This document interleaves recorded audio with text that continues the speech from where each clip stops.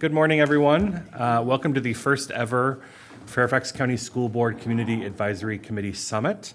For those who are not aware, every year for many, many years, the school board has received reports from its advisory committees at work sessions, and in the last 2 years, the board's undertaken a process of refining our approach with the community advisory committees, and that included creating these summits. And so today, we will be having summits with 4 of our committees and having a group luncheon in between so that members can commune with board members and staff and get to know each other and continue their important work together. Other changes that are worth noting as we're receiving these reports from our committees are the process that reports are responded to has changed as well. So after the report is submitted to the school board, the school division will respond to the committee as follows. First, there'll be a written response. The staff liaison, in coordination with the school board liaison during the year the report was prepared, shall submit a written response and a plan of action to the committee and the school board no later than the end of the first quarter of the next school year. So we will be expecting that for this committee before the end of the first quarter of next school year.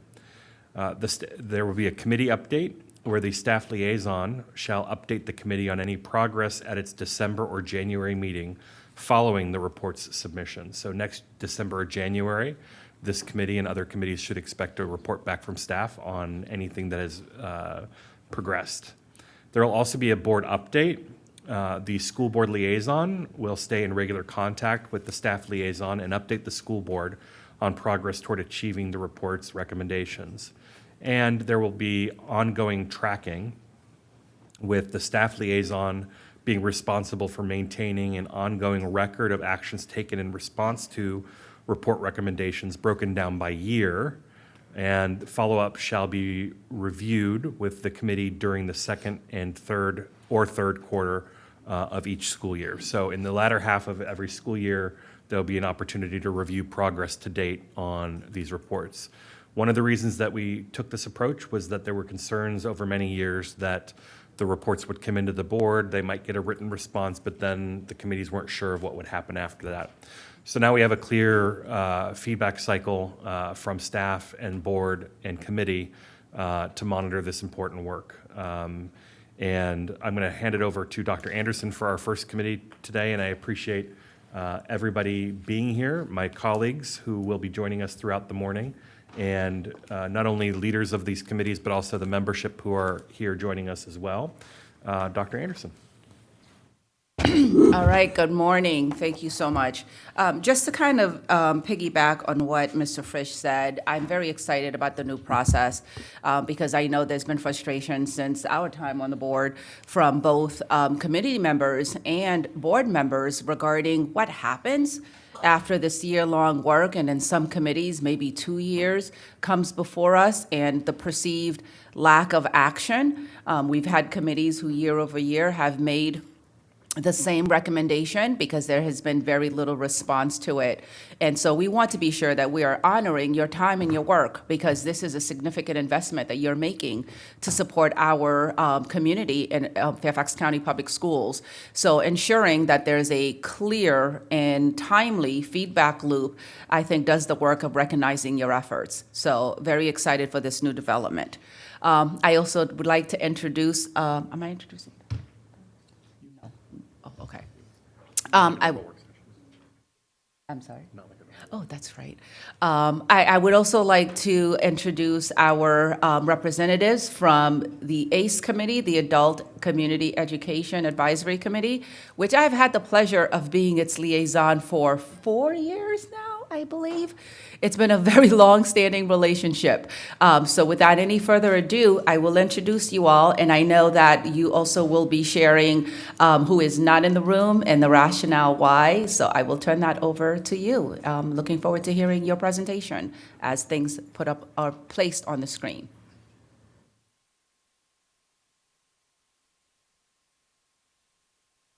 All right, thank you. I'm Brian Thorson, the Vice Chair of the AC Advisory Committee. So we had, as you can see on the screen, we had planned for myself, sorry. We had planned for myself and Sebastian Pawlowski to do the presentation. Sebastian is not able to be with us today, so it'll just be me doing the presentation. Before we get started, I did want to, on behalf of the committee, want to thank the school board for this idea of the summit and allowing all of us to get together and interact with the school board members. We thought it's a great idea. There's actually 4 other people from the committee that are in the audience, you know, Darcy, Peyton, Helen, and Susan. And of course, Paul Steiner is here. So plenty of people to talk to if you have an opportunity to you know, get more information about ACE today.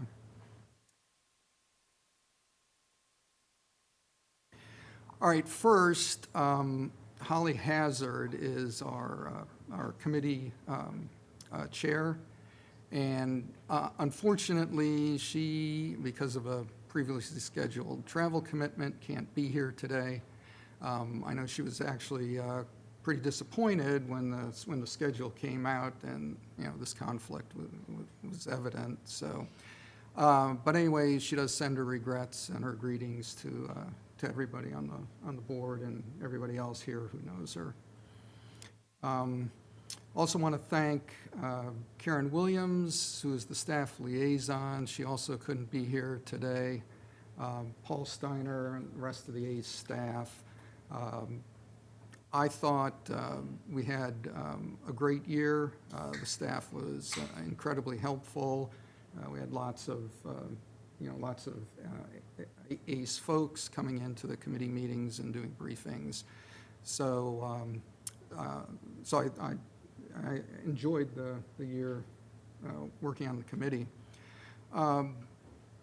We did take the time to go and perform an assessment of the past recommendations back to 2017, just to get an idea. There were several new members on the committee today, this year, so we did do this assessment, and I did want to point out that based on the assessment, we saw that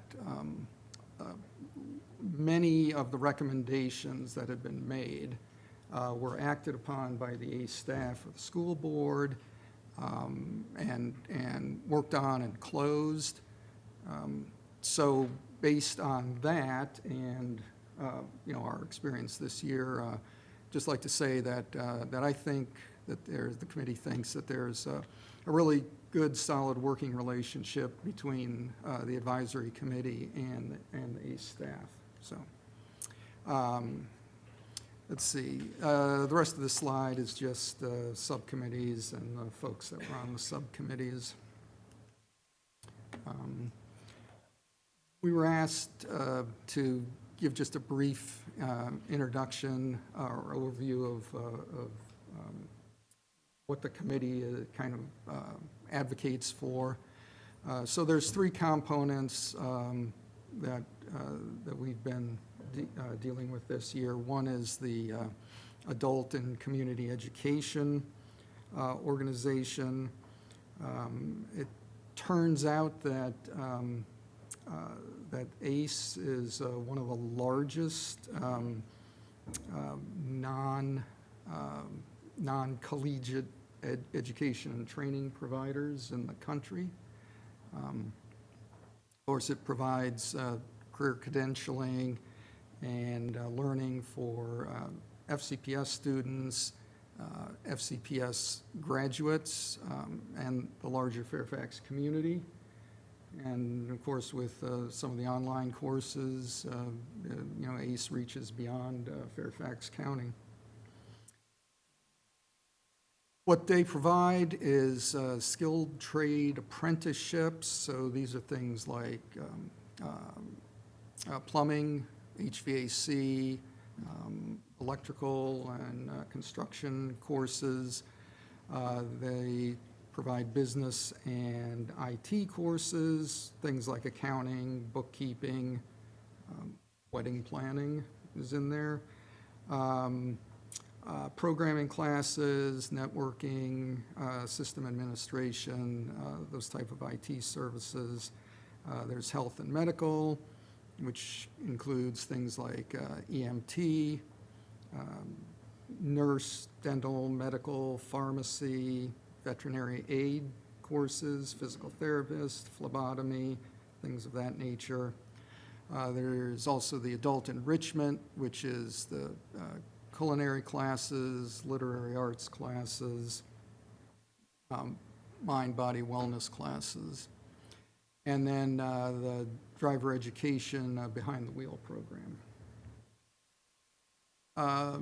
And approximately 9,100 registrations per year to kind of give you an idea of the size. It's not necessarily students, because students could be registered for more than one class during the year. The second component is adult ESOL, and so that is English learning for focusing on employee readiness and digital literacy.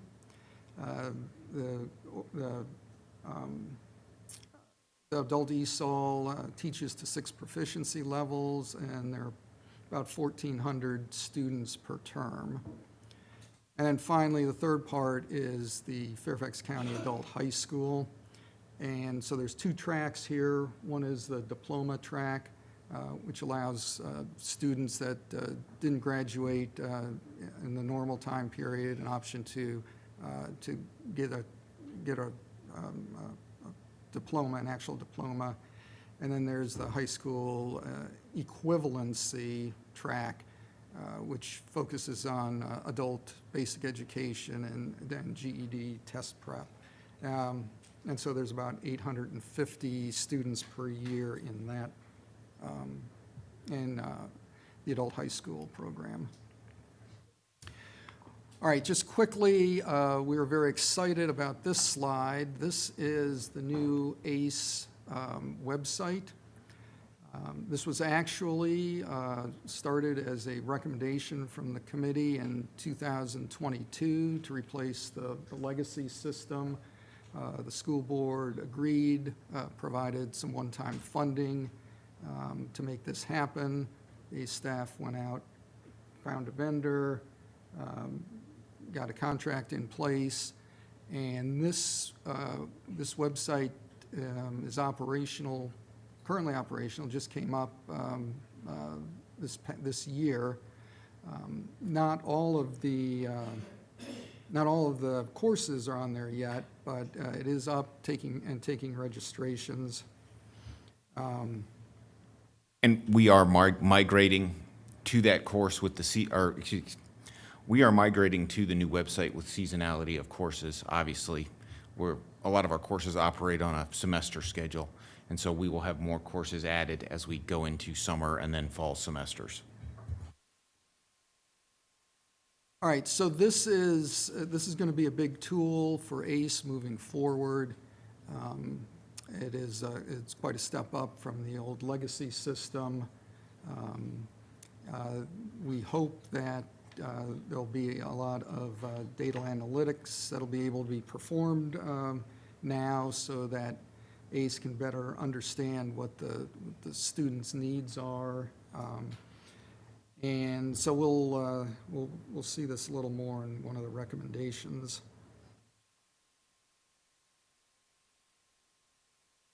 All right, our charge this year was to explore how to create greater integration between ACE programs, the K through 12 system, and the broader Fairfax community, focusing on career and technical education to create a greater pipeline of students into ACE. All right, our response to that is to basically, the first step in this would be we think, to create just an improved connectivity between ACE and FCPS and the adult community.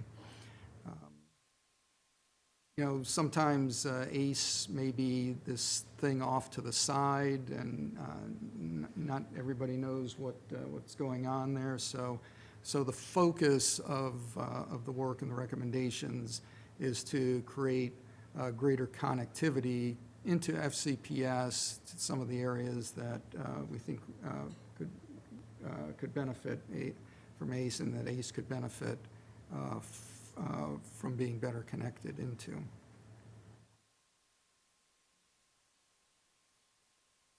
All right, so the rest of the presentation is going to be the recommendations. So again, we have this new website in place, and we think that there's a much more detailed way to connect with the student community. And so what we want to do, and our first recommendation here, is to develop a strategic business plan for ACE, focusing on marketing, technology, and communications, and also to make sure that it's aligned with the FCPS strategic plan. So our thinking right now, there's several focus areas of this plan. One would be to modernize marketing and communications that ACE does, and to leverage some data-driven insights from the new website to help guide the marketing communications effort. The tool itself is big, and so there's a lot of learning, I think, that's going to go on along with using it. So part of the plan will be how to optimize the technology and the website going forward. I think that we'll be able to do some resource planning, and this tool might help out with the budgeting. The plan also envisions performance tracking of some key metrics, and also it's going to feed the marketing campaigns that I think ACE is going to be doing in the future. ACE already has a contract with a company called RMR for marketing support. I think with the new tool in place, RMR and ACE are going to be launching some new marketing plans here coming up. What our requested action here is basically of the school board, just requesting that whatever assistance is needed can be provided so that ACE can get hooked up with the Department of Strategy, Planning, and Learning to collaborate on this plan.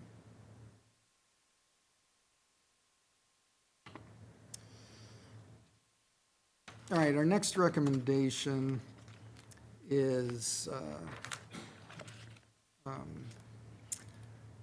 an economic model study. I mean, everybody here knows that investing in education can bring very substantial economic and social benefits to the community. And what we want to do, what we think is a good idea, is to actually do a formal economic study of how ACE connects with the Fairfax County community and how the community benefits.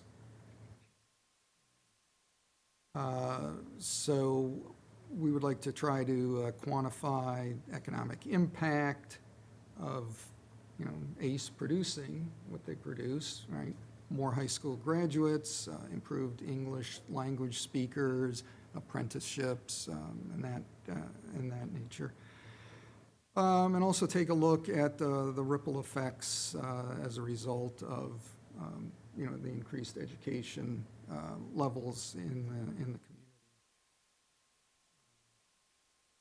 At the end, we would really like to be able to present to the school board a very in-depth assessment of ACE and how important ACE is to the Fairfax community. A requested action of the school board here is just to endorse the idea of the study. The ACE staff is ready to, figure out what it would like to see in the study and to figure out ways to obtain this study.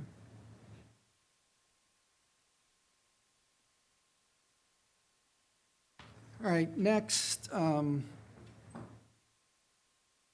so as we've seen with, of course, with social media, short-form videos are a good way to connect with today's student population. And so our recommendation here is to spend some time and create more promotional videos highlighting ACE programs and offerings, and then get these videos distributed to the Fairfax County community. This is, of course, an attempt to directly connect ACE with the FCPS students and also the adult community students. The hope would be to get people's attention, get them to get to the website and start looking at what's available. Again, we think that RMR will be helpful in this endeavor to get the communications rolling and how to reach out to the target audience. Here, our requested action is for the ACE staff to connect with the FCPS Office of Communications to coordinate video production and distribution.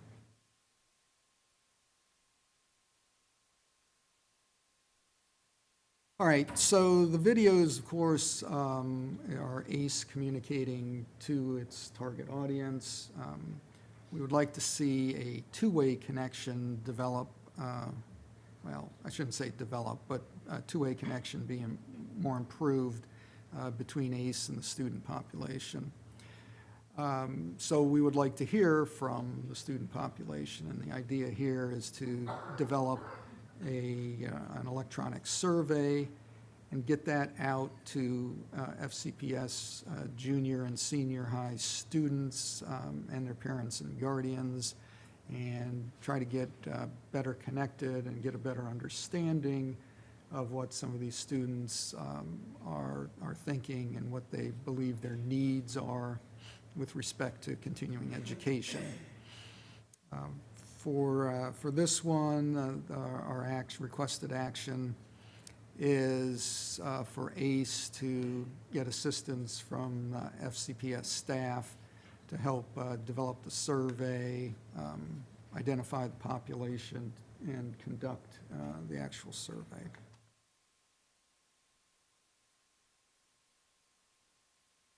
And then our last recommendation, what we think is would be very helpful is to increase the awareness of the ACE programs and the ACE offerings by getting ACE staff directly connected to certain FCPS personnel. So I know that me personally, being on the committee this year, we've had a lot of people come in from the various ACE programs and give us presentations and talk about what they offer and what they what their part of this organization is. And so it would be great if certain FCPS personnel could get those same briefings and could be connected to the ACE staff the way the committee was. And so the recommendation here is for the ACE staff to establish a recurring, streamlined method for large-scale communication of ACE program to the ACE staff. And particularly, we would be targeting the FCPS personnel that provide guidance to FCPS high school students. So guidance counselors and anybody else that talks to the FCPS students and is going to provide suggestions, mentoring, guidance on what to do once they graduate. Our requested action here is that the ACE staff develop a communications plan and then coordinate with FCPS to facilitate this large-scale communications. Now, the ACE staff does this on a smaller scale. Like Paul and his team will go out to high schools and talk about ACE. So there is that connection already. We want to see it at a larger scale and be able to get people together and be able to have the ACE program people talk to the folks that will be talking to the high school students. All right, so that concludes the presentation. We did make this presentation intentionally short so that there would be time for questions. So thank you for your attention. Thank you very much, Brian. I see some placards have gone up, and before we start calling on colleagues to talk, I do want to bring attention to page 11 of the full report, where you provided the crosswalk across recommendations from starting 2017. That's very helpful in terms of providing some grounding and some context to ACE's journey in this advisory role over the last many years. So thank you for doing that work. I know it was quite a bit of an undertaking. And we will start with Mr. McElveen. Wonderful, thank you, and thank you for the presentation and for being here, despite the challenges you had getting other folks here. So there was a lot of discussion of marketing, which I think over the years has been we've spent hours at this work table discussing that. One thing that did not appear in the presentation was the booklet. Can you give, which is, the mailer, right? Can you give us a status update on where that stands? We call it the catalog, okay? And it's a catalog because it has a listing of courses and when they meet. It's very specific. Currently, we're producing what I would call a brochure, which is higher level, and actually in interactions with the committee and discussion on resources, we're pursuing a brochure with the assistance of communications, and that actually helps my staff out. And it's an excellent resource that we can utilize when communications is able to assist us with this. So we will have a smaller brochure that is published soon, and that, when I say published, that's going to be local, going out with some within FCPS and other government entities that we can easily deliver to, and also going out to previous customers where we have their address on a database, so that we would call that a subscription model. The larger catalog is expensive to publish, and we are looking at our expenses and how many times a year is it worth it to publish that catalog. 5 years ago, we would publish 4 times a year, and I found that publishing 4 times a year actually drove our business, and it wasn't a good business model, because if I'm a senior that's graduating and I'm interested in electrical courses, 5 years ago I would tell you, well, look for our catalog that's going to come to you in August. And we've changed our business model where courses for the fall and the summer are available now. You can register now. There's no waiting. So the new website is helping us do that. But with the expense of the catalog, we're just looking at how many times a year we publish. I do anticipate publishing in the fall, because that catalog has the biggest effect and impact, and also society, I think, you get into August and September, a lot of individuals are thinking about going back to school. And so I do believe we will move forward with that and have a full publication in the fall. And then possibly another publication in, let's say, end of first semester into second semester, so winter is what we would call that. But we are looking at options for print media. We know that print media works on numerous levels, but the catalog that goes out to every home in Fairfax is great. It's expensive, but it's great. How many times a year do we do that? Do we convert to a subscription-based model for students that have taken our classes within the past 3 years? The Parks catalog has a system that is more of a subscription-based system where it's someone who's taken a class in the last 3 years. So we are looking at all of those options, but we will be producing print media in the future, and I would like to produce a full catalog that goes out to all of Fairfax in the fall. Great. Well, I appreciate you going through all of that. I like the idea of the brochure. I do think, you know, and we've had this discussion many times over many years, and you will be the best judge of this, but the catalog, as you know, is expensive. It's a big undertaking to mail it to everyone. You know, I would like to see us move more in the direction of sending the brochure to everyone. But that's just me, just to save costs and point people to the new website, which is great. The second, and I just add on the marketing point that I strongly endorse the use of videos and social media to get the word out. I think, as you know, that's where our community is. Secondly, on the connectivity piece, which was this recommendation, I think that's great. I think there are courses in our schools that our community would love to take that we don't offer through ACE. At least I don't think we do. Primarily tied to the academies, things like fashion marketing, music composition, technical theater, auto tech. I don't know to what extent that's incorporated into ACE. But I think when people are exposed, when the broader community is exposed to what our schools actually offer, I think there would be a lot of interest in kind of those sexier programs, right? Not that ACE isn't sexy as it is, but I would love that to be part of this conversation. Thanks. Thank you, Mr. McElveen. Mr. Frisch.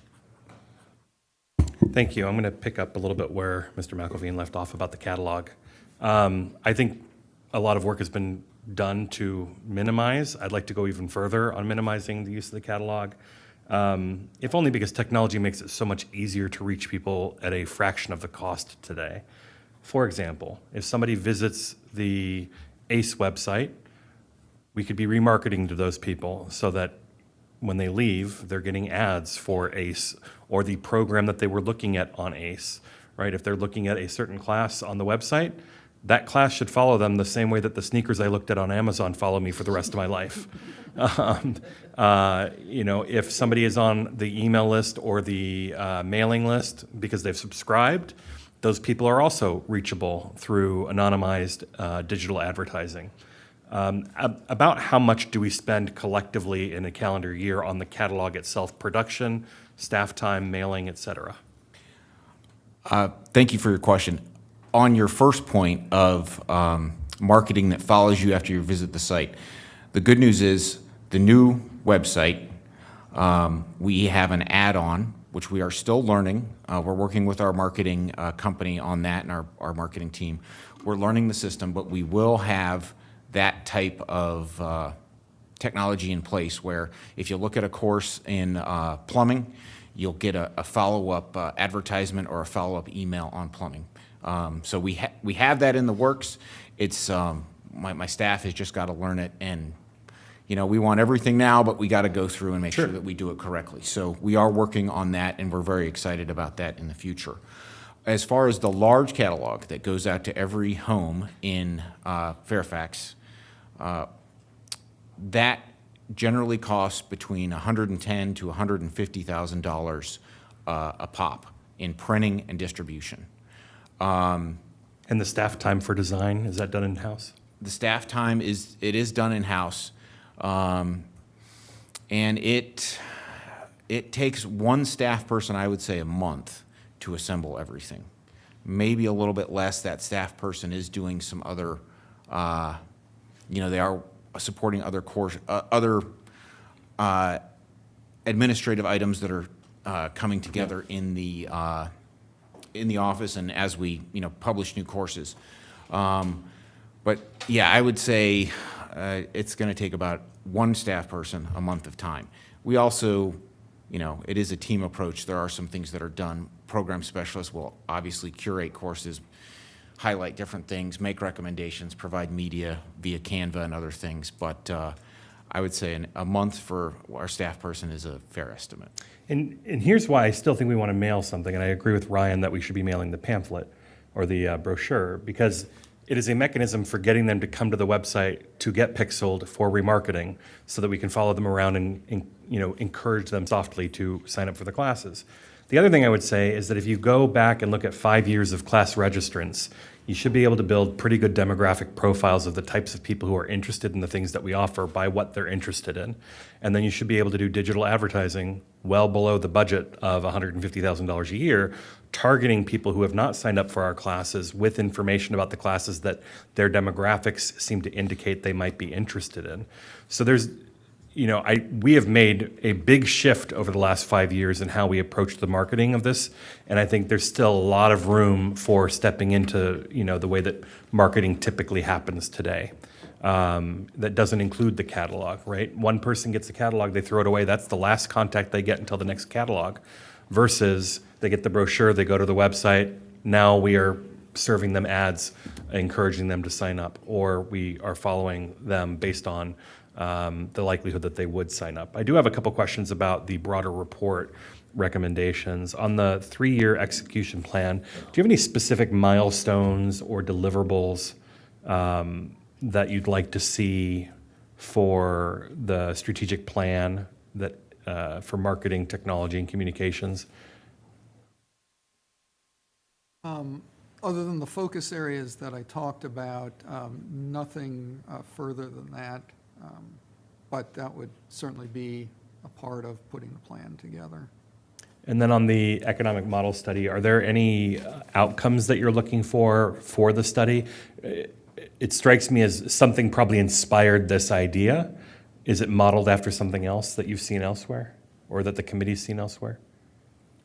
So really what inspired the idea was just everybody knows that ACE is providing a good Right. service, but we don't know how good it is, and quite frankly, the thought was, well, if people knew better what the economic impact was, then that might be helpful in budgeting thoughts going forward. For sure. So that's really what the inspiration is. There are, I know Holly had been in communication with a couple people about, what this study could be. I mean, yeah, there's a lot. Showing bang for our buck, is important. Yeah. Particularly with people talking about this budget frequently, right? The last thing I want to leave you with, I know quite a bit about digital advertising. And when we talk about needing to do something on a specific platform, we're missing the mark. It isn't about being on social media. It isn't about the size of the video or what have you. It's about reaching the audience wherever they happen to be, regardless of the medium, regardless of the venue. So it shouldn't be thought of as we need social media ads. No, we need ads that reach people where they are, regardless of where they're going. It isn't a 30-second video or a 15-second video. It is whatever content is suitable for the platform that they're consuming on. Happy to put you on a go back. I don't need know one, you but may I have appreciate more. it. Thank you. Thank you for your work. Mr. Moon. Oh, thank you, Dr. Anderson. Thank you for the presentation. And I want to echo Dr. Anderson's comment about providing information related to a prior year's recommendations and where we are working on those recommendations. That was very helpful. And I'm glad to see that. I think I saw something similar in other advisory committees report as well, which was very refreshing as a long-time board member. So appreciate that. And following up some of the comments and questions related to catalogs and brochures and reaching out to right demographic, etc. I'm feeling somewhat of a generational gap here, between myself and my younger colleagues on the board. That I really look forward to getting at least, even if it is once a year, that real catalog, because that reminds me of what I wanted to do with some of the courses that I forgot to register for. And I had interest in, a number of years ago. I took some courses through ACE, and I went through that instead of going through, I think that's my preferred method of doing it. And I may not be the only one in the community. When our community gets older and older, I know even the older folks do have probably much more tech savvy than I am, but there may be others who may prefer to flip through pages.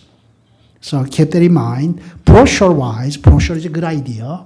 And I was thinking about whether we can work with County Park Authority to ask them to give us a page where we can put our brochure, and then save some money. Oh, why not? It's all taxpayers' money. And then just provide simple information with a QR code right there so that they can lead to a website. Yes. We do currently, they provide us, I believe, a half page or a quarter of a page. We provide them good. a half page and a quarter of a page. But it's just an advertisement. It does not get into anything specific. It does have a QR.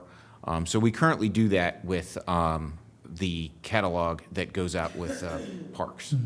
And also catalog and brochures or whatever. I think it serves two purposes: trying to reach the demographic you want to reach and continue marketing us, but also sharing information with the community about what you are offering. So even for those who might not have ever thought about, a learning, being educated on certain things, could get interested in doing so.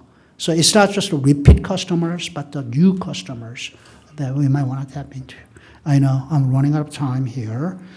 Have you ever looked into a ACE's budget, whether it's a self-sustaining? And because a number of years ago, there was one of the issues whether we want to make ACE's self-sustaining programs or... We didn't look too much at budgeting this year. I know that has come up in the past. I think there was an audit done in 2018 by Fairfax County, the audit organization. So there, I think, right, that the result of that audit was that there was no expectation at that point that the organization be self-sustaining. I do know that some of the grant money that comes in from like the Adult Education Family Literacy Act, they have programs that are funded, and grant money comes into ACE through there. And I think also there's a integrated English language and civics education program. That grant money comes in through there. For ACE to be able to get those grants, though, there has to be matching funding, from the local district. So, if ACE went completely self-sustained, then, it'd be a double hit. No transfer from the school operating fund, but then they also would not be able to get the grant money from those two programs. Thank you. I'm out of time, and thank you for your service, Mr. Thornton. Thank you, Mr. Moon. Ms. St. John Cunning? Thank you. Thank you for this presentation. I kind of am along with Mr. Moon. I enjoy getting the catalog and looking at it. And I'm going to, one of the things that you said is that everybody knows ACE is providing a good service. But my question that I think we're kind of dancing around here is, does everybody know about ACE? And I know that I have also taken ACE courses, and I've taken what I guess you would call the adult enrichment courses. I've seen that those have declined in the catalog. And I know that, I did know one teacher, and that part of it, they said, was compensation. Can you address that?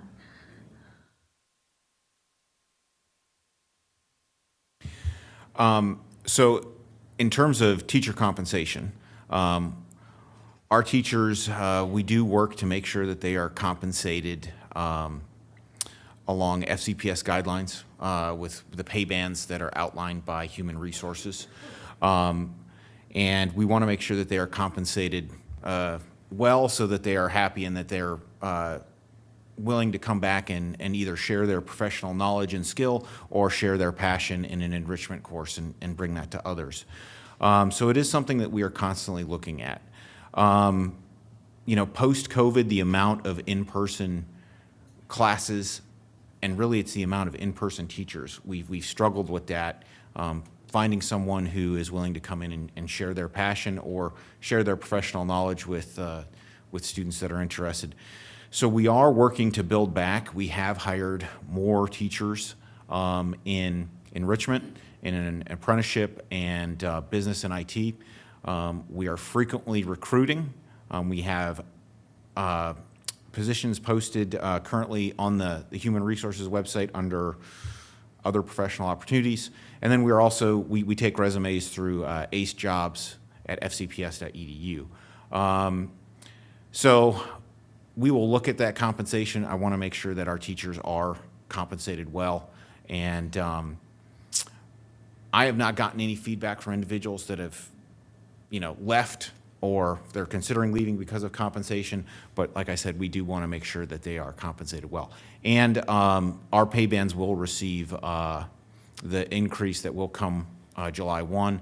And so our teachers will also, you know, feel the effects of that in terms of their compensation. So in terms of, what is that percentage of adult enrichment programming versus, and when I'm talking about adult, I'm not talking about, well, what is the percentage of the adult enrichment type of programming? Do you know, like, what you categorize as adult enrichment?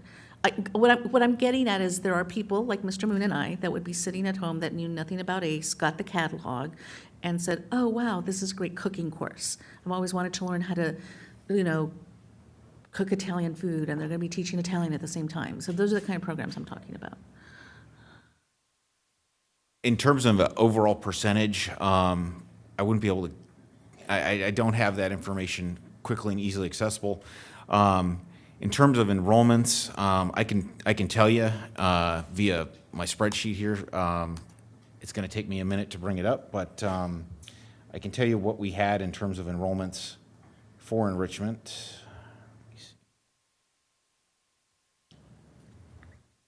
Of course, we have had some discussion during the year on really the effect of COVID and on ACE. And I mean, what it seems like one of the big issues that ACE is facing now is just that COVID has really Decimated some of the programs. it's the virtual, you know, everything went virtual, and people started to say, oh, you know, I can do this online, right? And I mean, if you go out online, I mean, there's a bazillion cooking classes that you can take, and people that, you know, will show you how to cook. And so I think that I think just the idea of being able to do things virtually now versus before COVID has been an impact on the course registrations as well. That's fair. To give you the numbers, end of fiscal year last year, we had about 1,200 enrollments in adult enrichment courses. This includes culinary, other courses, knitting, things like that, and then also our foreign and sign courses, our language courses. Those are under our enrichment category. So at the end of fiscal year '24, we had about 1,200. Right, so I'm going to move on. Well, I'm just going to make one comment about this in terms of those adult enrichment programs and how we're talking about people getting to know it and maybe marketing to senior living communities like Greens. I mean, I know I could get you guys to come in to speak to Green Springs, the Green Springs community in my district, and they would be all over it. And I know that online is available, but sometimes what this offers is building community. And I think that a lot of people are looking for that, and that's the added benefit. I'm going to move on to your recommendation 5, to increase awareness with certain staff in FCPS. What staff personnel have you identified that you would like to strengthen? Well, the one that comes immediately to mind would be the. Brian, your microphone, please. Thank you. The one that comes immediately to mind would be the guidance counselors. Like, Paul, when you go out to visit high schools, who are the ones that you talk to? I also believe the career and the career office was also part of that discussion, as well as the counselors. So we work with college and career counselors College and at high career, school thank you. levels. Bob Sargent is our ACE outreach specialist, and he has a very good relationship with college and career counselors. We also work with student counselors a lot, obviously, because they, having one-on-one conversations with students in addition to the college and career counselors. And I think the area that we maybe want to work into is just increase awareness to get into, let's say, the discussions between teachers and students. Just increasing the awareness, because I'm not in front of the student that might be a potential ACE student, and so I want to do my best to spread the message to that FCPS teacher or counselor that is going to have that one-on-one discussion with that student. So when the student says, I'm interested in X, the teacher or the career counselor or the student counselor says, you know what, I have this information here, or I have a presentation coming up with Mr. Sargent or Mr. Steiner, I think you should come to that. So that's really, I would say, our next level is the teachers. And then also, we're pretty well known in the high schools, I think. We are working into the middle schools also, where those discussions on career opportunities are happening also.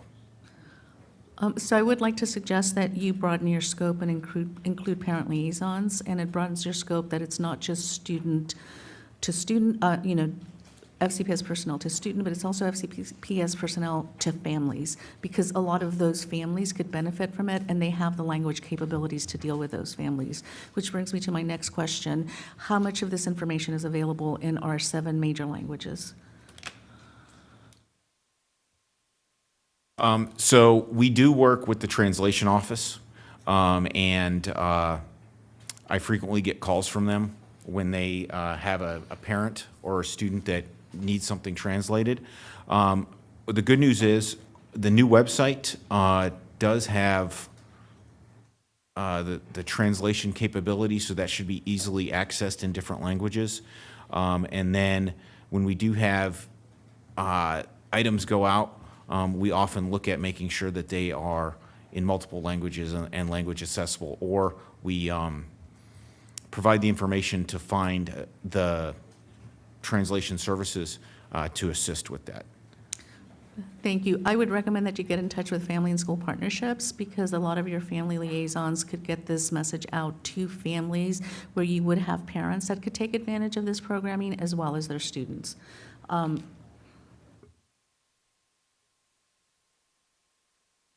Thank you for your time. Thank you. Thank you, Ms. St. John Cunning. Ms. Dixit?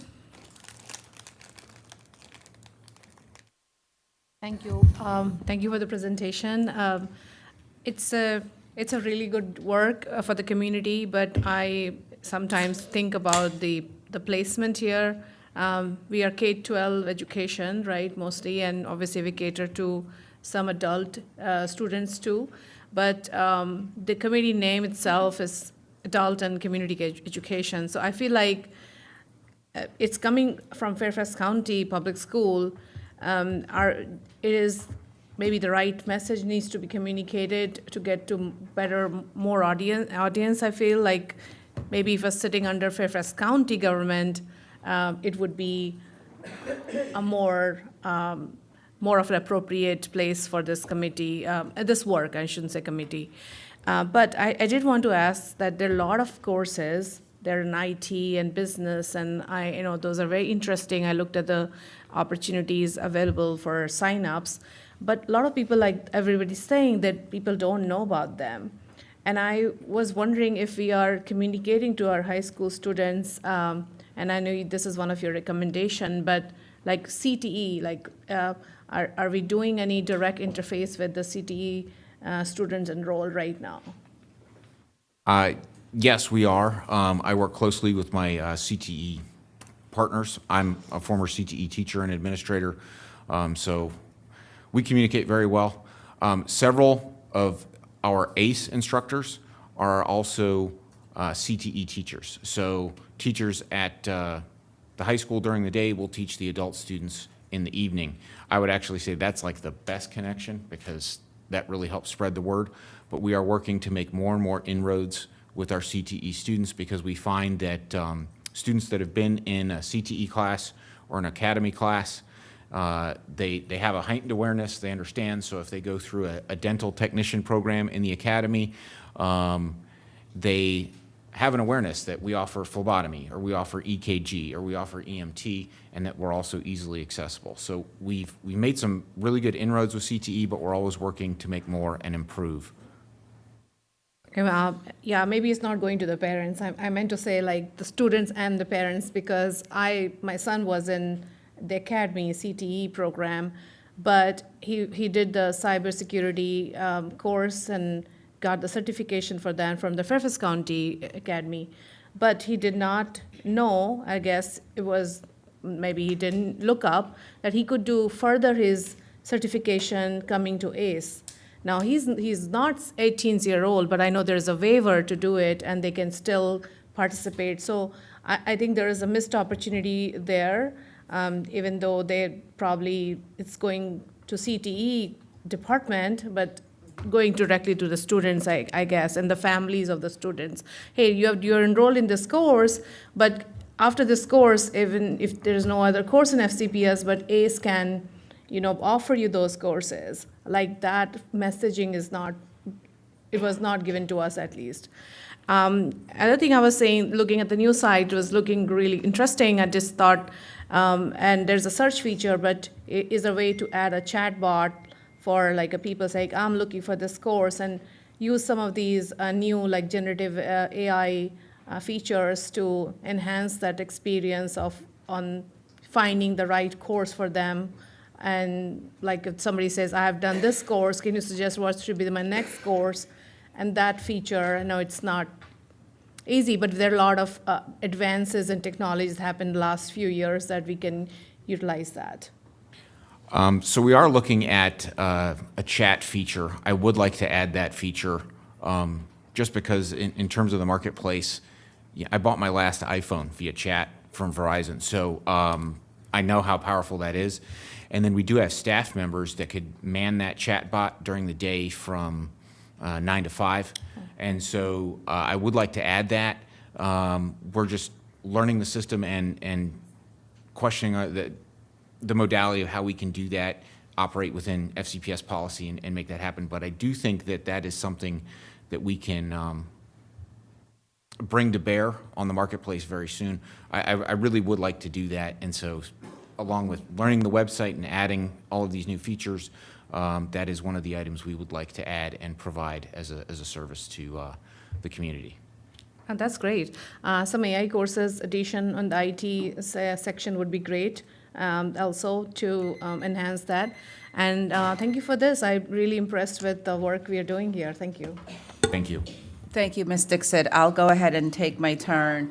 It appears that, given the comments that have been provided by the board, this was the right charge, because we continue to need to expand the reach of ACE and to also articulate to the community the things that our students participate in that are ACE. As a parent, I did not know that the summer, when a student takes the summer financial literacy course online, that it's administered by ACE. I didn't learn this until my own child went through it. Behind the wheel opportunities, there's a lot of connections, but it's kind of masked, and it's not clear that ACE is involved in some of those activities that impact our students directly. One of the things that I wanted to add regarding Ms. St. John's St. John Cunning's comments and questions about compensation, I do know that Mr. Solomon worked with many of the teachers who are not FCPS teachers in the past year, because they were very distraught with not having the opportunity for benefits. And these are folks who essentially they carry what would be considered a full-time load. And so that has impact. And I know there's been some creative solutions to address the short term, but in the long term, that will continue to be an issue, because not all of the safe ACE instructors are teachers throughout the day. So I want to be sure that that's placed in this conversation. As well as the compensation. Whenever there's an increase in staff compensation, it is definitely celebrated, and it is definitely extended to ACE staff as well. What does not happen, and as much as ACE attempts, Mr. Moon, to be a self-sustaining, because I think that's been the goal, the grants notwithstanding, it's impossible to keep up with the increases in compensation, which is welcome, but there's, again, I've been on ACE for the past 4 years, there's always this consternation of where is this compensation going to come from? The 2% and 3% of years past has caused a lot of concern. This 6% is giving the team a lot of consternation, Dr. Reed, because it has to be budgeted into a very tight landscape. And so I want to be sure that we have some conversations about that. I'm very glad to see that some of my comments have been asked by colleagues regarding the brochure. I do think we do have a subsection of our community that having that physical document is going to be the starter, and making sure that whatever we're sending, whether it be virtual or in physical, is translated so that there could be greater access to it. And I also had questions about direct marketing to students. I definitely see an opportunity to perhaps do that more. Students have Schoology. As a parent, I have Schoology, and I see some of the things that schools post in order to make parents and students aware, and I wonder if you all have the same access.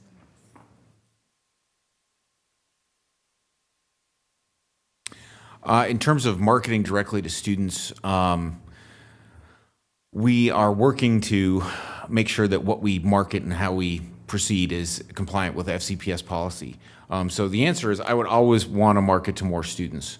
However, I want to make sure that, for example, if posters go out and they're posted, I know that they have to go through an approval process at the school level generally. We want to make sure that we follow those procedures or are sensitive to those procedures as we move forward with that marketing.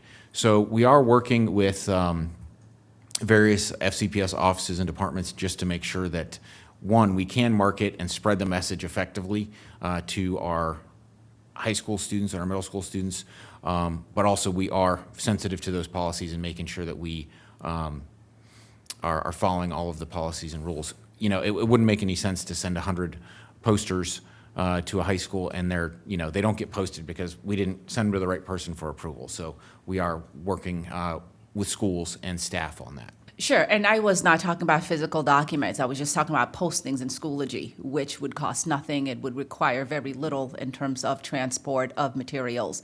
But my time is up, and without objection, we'll go ahead and have a 90-second follow-up for go-rounds, oh my goodness. Ms. St. John Cunning.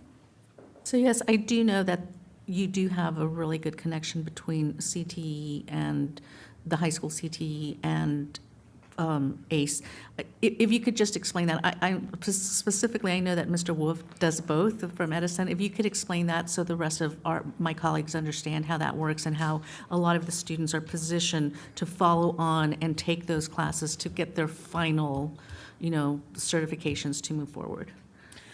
So with apprenticeship, we utilize curriculum from the National Center for Construction Education and Research, and this aligns with the curriculum that is provided at the academy level in apprenticeship courses or apprenticeable trade courses in the academy. And so what happens is a student in an electrical course or an HVAC course, they actually complete steps, they gain hours, and then they can continue those hours after they graduate and they come to us. So if a student completes Electrical 1 or Electrical 2, they would start with Adult and Community Education and Electrical 3, or at their appropriate level. So that's something that we've worked really hard on, and it's a direct link that allows students to really advance in their career and continue their education, have a plan that will take them, from when they enter the academy to I'm going to be a licensed electrician or a licensed HVAC technician. In health and medical fields, we are working to provide more complementary certifications, so a student could come to an academy and get dental technician or get EMT, but then also come to us and get another medical credential, perhaps EKG technician or phlebotomy technician, or add-ons that they could add to their certifications that they achieved at the academy level. Thank you. And could you please also explain how sometimes the way the system works, some of those students get compensated by the company that eventually hires them, so that even though they pay for the academy course, they get compensated? Because I think that's a really important That's a point. great question. Thank you for asking that. So many of our apprenticeship students are compensated by their employer, and honestly, this is one of the best kept secrets about apprenticeship. You can become a licensed tradesperson and not have any student debt and have all of the expenses paid for by your employer. My nephew is currently doing this, all right? He's in plumbing, and so he works for a plumbing company. He lets them know that he'd like to pursue these courses, and the plumbing company actually pays us via purchase order, or they go on our website and they pay via credit card, and so my nephew does not come out of pocket. This is more common than not. Most of our apprenticeship students are essentially on scholarship through this apprenticeship program. If students come to us and they're not in that situation, we find that they take levels maybe 1, maybe 2. They will find employment, and we tell them, make sure you find the right employment that provides that tuition benefit. So that is an excellent part of the Virginia apprenticeship program, where many, I would say close to all apprentices that study with us are paid for by their employer. Thank you. And just in closing, thank you for all of the work that you have done. Thank you to my colleagues for all their very thoughtful comments. I think it's safe to say that if ACE grows, we all benefit, because again, looking as to how we can reduce the impact on the operating funds to sustain this very important provision, as well as an extension to the community, I think would be important. And speaking to one of your recommendations, quantifying the impact of ACE would be paramount, because it helps tell the story. The very things that are being articulated right now, somewhat anecdotally, but not really, if they were quantified and codified on a document, that would really make it much easier to determine the impact of ACE. Again, when ACE does better, we all do better. And I think we will close here, given I don't see any other placards. Thank you again for all of the work. We appreciate it, and we look forward to the staff responses. And maybe we could add, Dr. Reed, a quick question regarding the Schoology access, because I find it a little odd that they would not be able to at least just place some things there for students to be able to see that's available the same way that we do for CTE. Yes, ma'am, I think we can take care of that. Outstanding. So it is now 11:17, let's say 5 minutes, just so we could allow for some transition. I believe MSAOC is next. Thank you all for coming, and thank you Thank you. to ACE members in the audience. So 11:25.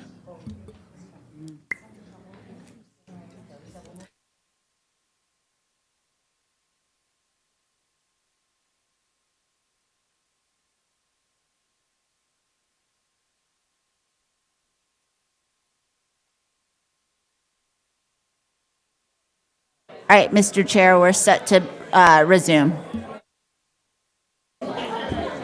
If we could please come back to order. Everybody, we'd like to get started, so we need to keep it down.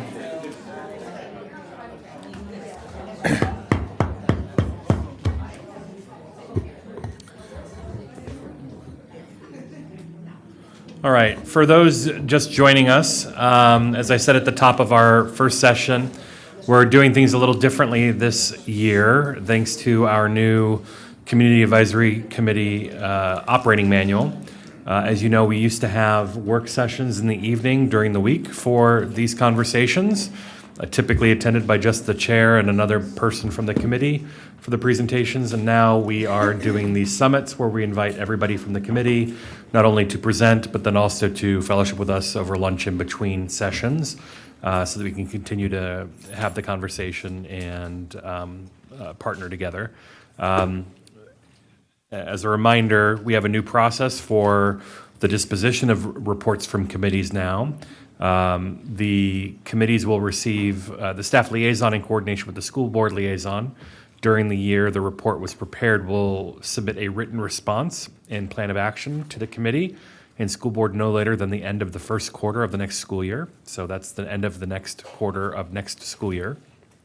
And then the staff liaison shall update the committee on any progress at its December or January meeting following the report's submission. So next December, January, the committee should be getting a report back from staff on where things stand based on this report. The school board liaison will stay in regular contact with the staff liaison and update the school board on progress toward achieving the report's recommendations or planning for those recommendations. And then finally, the staff liaison will provide ongoing tracking and will be responsible for maintaining a record of actions taken in response to the report recommendations broken out by year. This follow-up shall be reviewed with the committee during the second or third quarter of each school year. And those measures were put in place to address a longstanding room for growth critique of our committee process, where it was felt that reports would be created, offered with recommendations, and then there wouldn't be a clear path for checking in on those recommendations and where they stand. So with that, I will turn it over to Ms. St. John Cunning, who is our liaison to MSAOC. Ms. St. John Cunning. So thank you. First of all, I want to thank the Minority Student Achievement Oversight Committee that I used to know as MSA. It is, I'm not sure how many times the name has changed. I was a member a long time ago as a community member. And I believe this is one of our longest lasting advisory committees. So I know that the work you're doing is important and vital to our community, and I really appreciate all the work that you have done to get us to this point. So without further ado, I'm just going to turn it over, and I want to really take just a personal point of privilege and thank Mr. Kenny White for serving as my representative. He was going to retire, and I was able to convince him to stay on, so I really appreciate that. And I'll turn it over right now to the co-chairs, Mr. Becerra, Ms. Craig, and Ms. Nelson. Yes, good morning. I think it's morning. Yeah, still morning. Dr. Reed, school board members, thank you for having us again. Thank you for taking a weekend time, something new and something different. Hopefully better outcomes, I guess, in terms of participation. I'm going to just quickly let the ladies introduce themselves. I am George Becerra, one of the co-chairs this year. This is the way MSAOC works is we have two co-chairs, a second-year co-chair, first-year co-chair, and a chair in waiting. Traditionally, as you can imagine, we don't have a department So it's kind of really impossible for one person to know everything that our charge usually entails. But yes, with that said, I'm the second-year co-chair, and just a point of privilege, I'm just going back to what Mr. Moon and Mr. McElveen has always known me before when I first started with suits.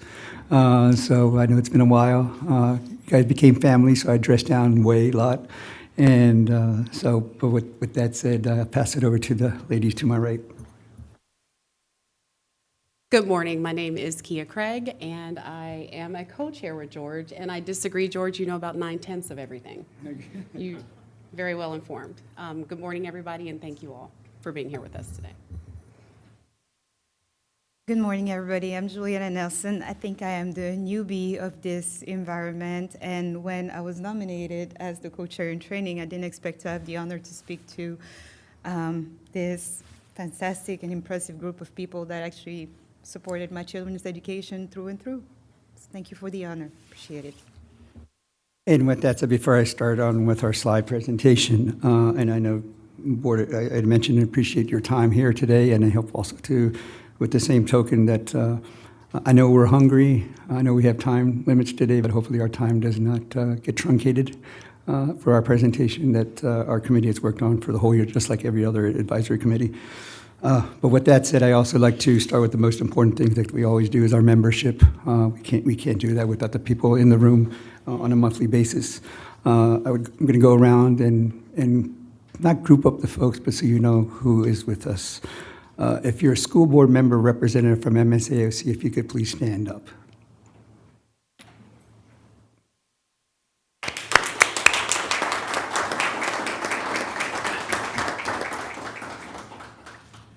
Okay.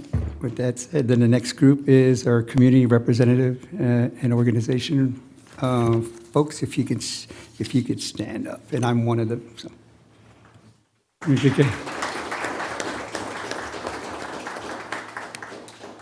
And last, definitely not least, by far, is our staff representative. We've always at MSAOC have get that collaboration with all three parts. We've always wanted to come to the board, not giving false data, false conclusions, but at the same time, not repetitive work. But our staff representatives, you guys can stand up.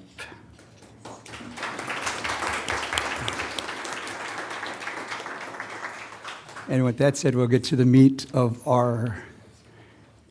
My fault. Oh, there you go. And our student representative, and I know we usually don't do this, but the person who will be standing up, he's been 2 years. He's been awesome, and so if you could stand up. There you go.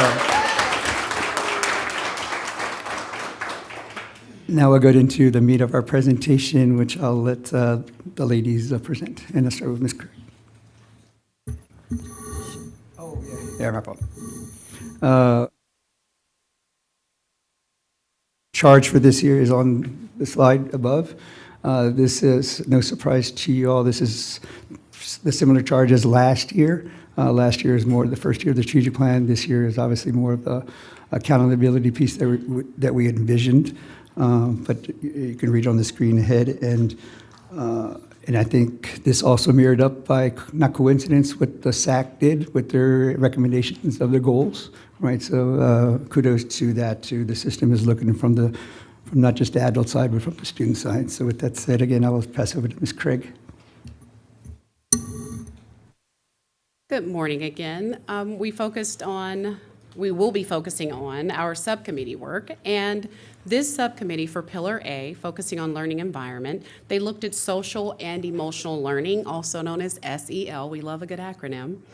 And it's fundamental, as it is fundamental to the learning process. And so SEL, or the Social Emotional Learning Screener or Survey data for elementary students, shows a significant gap regarding student sense of belonging, self-management, relationship skills, and other SEL areas for multilingual and for Black students.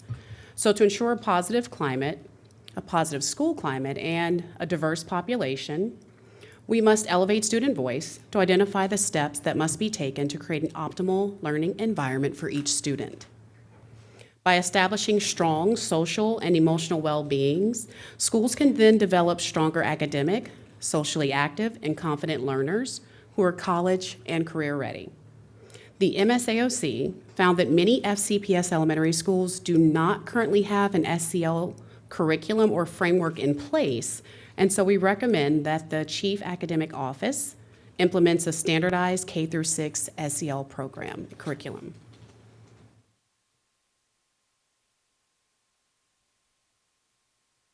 Next, also for Pillar A, part of social and emotional learning is promoting a sense of belonging in the school. So the SEL screener data for students in middle school and high school showed similar gaps in belonging and other areas measured for Black students and multilingual learners. Including students in leadership opportunities adds to the sense of feeling included in a school, especially for students from minoritized groups. While leadership opportunities for middle and high school students may seem to be abundant, we found that they are inconsistent across schools. They may not be accessible to all students and do not necessarily elevate student voice and agency. As a result, the MSAOC recommends that the Chief of Schools collaborates with the Chief Academic Office to expand secondary leadership opportunities. Next up, Ms. Nelson will now continue with Pillar B. So as you noticed, Pillar A closed with leadership opportunities, and that was really the central point we focused on with Pillar B. And we were very lucky to have our student representative being the lead of this pillar. And from his experience and from all the data we were able to collect, we built these recommendations. So data from the 2024 Fairfax Youth Survey showed that declining access to leadership opportunity affects students' interest along with our ability to be vocal and active citizens in our community. In trying to find data on student leadership, we realized that there was no standardized framework allowing to capture data sets essential to assess and provide insight into opportunities presented to students. There is a real need for consistency across schools in leadership opportunities for minority students. If you don't see leaders like yourself, you don't think you can take leadership roles. We need to see the data and the stories behind the data to encourage more students from underrepresented groups. For this reason, we recommend that the Office of the Chief of Schools develop a system-wide data collection tool as a baseline to analyze and identify crucial access and equity gaps. Now, transitioning to our recommendation for partnership, again, student-focused student leadership opportunities. Students' leadership experiences cultivate critical communication decision-making and advocacy skills, contributing to the long-term academic and career success. When marginalized students are excluded from these opportunities, it reinforces existing disparities in access to power, representation, and most importantly, it shuts down voices within the school system and beyond. The division's erratic implementation of leadership programs creates systemic barriers for marginalized students to participate in key areas such as transportation, time of day, and accurate dissemination of interpretation services. The Lewis Leadership Program stands out as a shining example of how to provide outreach to underserved students and develop leadership skills. This program, which was designed jointly by students, school staff, and community members, serves as a model of student voice and agency in learning. We recommend that the Chief of Schools collaborates with the Chief Academic Office to develop a curriculum for all schools to foster leadership skills and to create more programs like the Lewis Leadership Program at additional schools.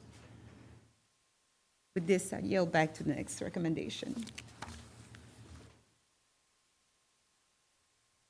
Thank you. For Pillar C, focusing on workforce, more specifically focusing on staff retention, studies show that diverse and inclusive learning environments boost student engagement and outcomes. Staff also benefit from a diverse working environment. FCPS has succeeded admirably this year in recruiting diverse employees. And most peer groups for which FCPS collects data, specifically Asian, Black or African American, Hispanic, or Latino, the percentage of active employees in these categories have increased. However, the news on teacher retention in these historically underrepresented communities isn't as encouraging. While we're hiring teachers from diverse communities, those teachers aren't staying. To better understand the picture of staff retention, we evaluated existing data on peer group demographics, who's being hired, who's leaving. Associations and affinity groups contribute to employees' sense of belonging and also understanding and addressing the educational needs of students from similar backgrounds. So in speaking with these groups, we found that some teachers may leave because of school environments that do not feel safe or responsive, nor do they reliably value and support staff voices and feedback. So to improve working conditions for staff from minoritized groups, we recommend enhanced collaboration and resource sharing between human resources and the Chief Equity Office. This collaboration could work to resolve workplace issues, expand professional learning on cultural competence, outreach to underrepresented groups, and full support for affinity groups and associations. Additionally, the monthly separation reports for both fiscal year 2024, fiscal year 2025, Black and Hispanic or Latino peer groups left FCPS at disproportionately higher rates. These reports did not show specific staff roles, but we do advocate for HR to disaggregate the data so that we can get at the cause of these employees leaving at higher rates. We also know that it is vitally important for students to see teachers who reflect their diversity and the diversity of their communities. There are many school-based leadership roles that a teacher might take on, which provide opportunities for leadership development and create job satisfaction. However, these roles are designated at the school level, and there's not currently a process to collect the data on who is offered these roles. An example would be a department lead at secondary schools, or a team lead. The MSAOC recommends that HR creates and implements a process to find out who gets these school-level opportunities for leadership. Next up, Pillar D, George. Yes, Pillar D, as it states, equity, excellence, and accountability. Before mentioning these recommendations, I forgot to mention earlier that this is probably our most important pillar in terms of the environment we live in. MSAOC is definitely encouraging the route that the system and Dr. Reed is going with in this area of equity. Hard conversations, but at the same time, you have the fortitude to speak what our community wants. Well, with that said, the recommendations for this year, for this pillar, are pretty straightforward for the different two different recommendations. Basically, the first one says, where are they doing it well in terms of participation for getting Algebra 1 for students, Hispanic and African Americans, to get the participation rate higher than to get these kids into Algebra 1 by 8th grade. But with that said, also is not just the participation, but also in subsequent years is also the success. Just not who's participating in it, but how are they doing it. It's just not check the box, especially with the system going to what Dr. Reed saying in the future for Algebra 2 in high school. If we're already reaching out for the goal of Algebra 2 trig in high school for graduation, we're not even done with the Algebra 1 piece, and that still has to be accomplished. But I applaud the effort where the system wants to go in the next few years. The second one has to do more with an outreach in terms of maybe the communication shop with our family liaisons, with our MSAOC parent handbook, is to how our communities to know about the information, as one of our members put, galvanize this area, and how to proceed forward. And with that, that's our end of our presentation. But in terms of, I'd like to thank some folks that I didn't earlier, to all the presenters. I think we're blessed here at MSAOC and with Dr. Reed and your leadership team, our superintendent liaisons. As the board voted several years ago, we're the only advisory committee with 2 LT members, leadership team members, and that's for many years, about more than near 15 years, Dr. Presidio. and Dr. King, the Chief Equity Officer, as our superintendent liaison. With that said, our presenters this year that are here in the room or maybe listening, Ms. Hall, Mr. Solomon, Ms. Szymanski, Marcy Neal, and Candace Hudson came twice. We listened to you, Dr. Reed, about presenting Goal 4. We added that to our into our agenda, and so we had them back. Ms. Marie Lemon, Dr. Maria Genova, and Dr. Deborah March, obviously folks from the Lewis Academy, so you can mention that where some of our recommendations came from. Before I move on also to extend to the Dranesville community with Miss Lady, if she's listening, to Mr. Moon and to Mr. McElveen, our condolences in the passing of Janie Strauss.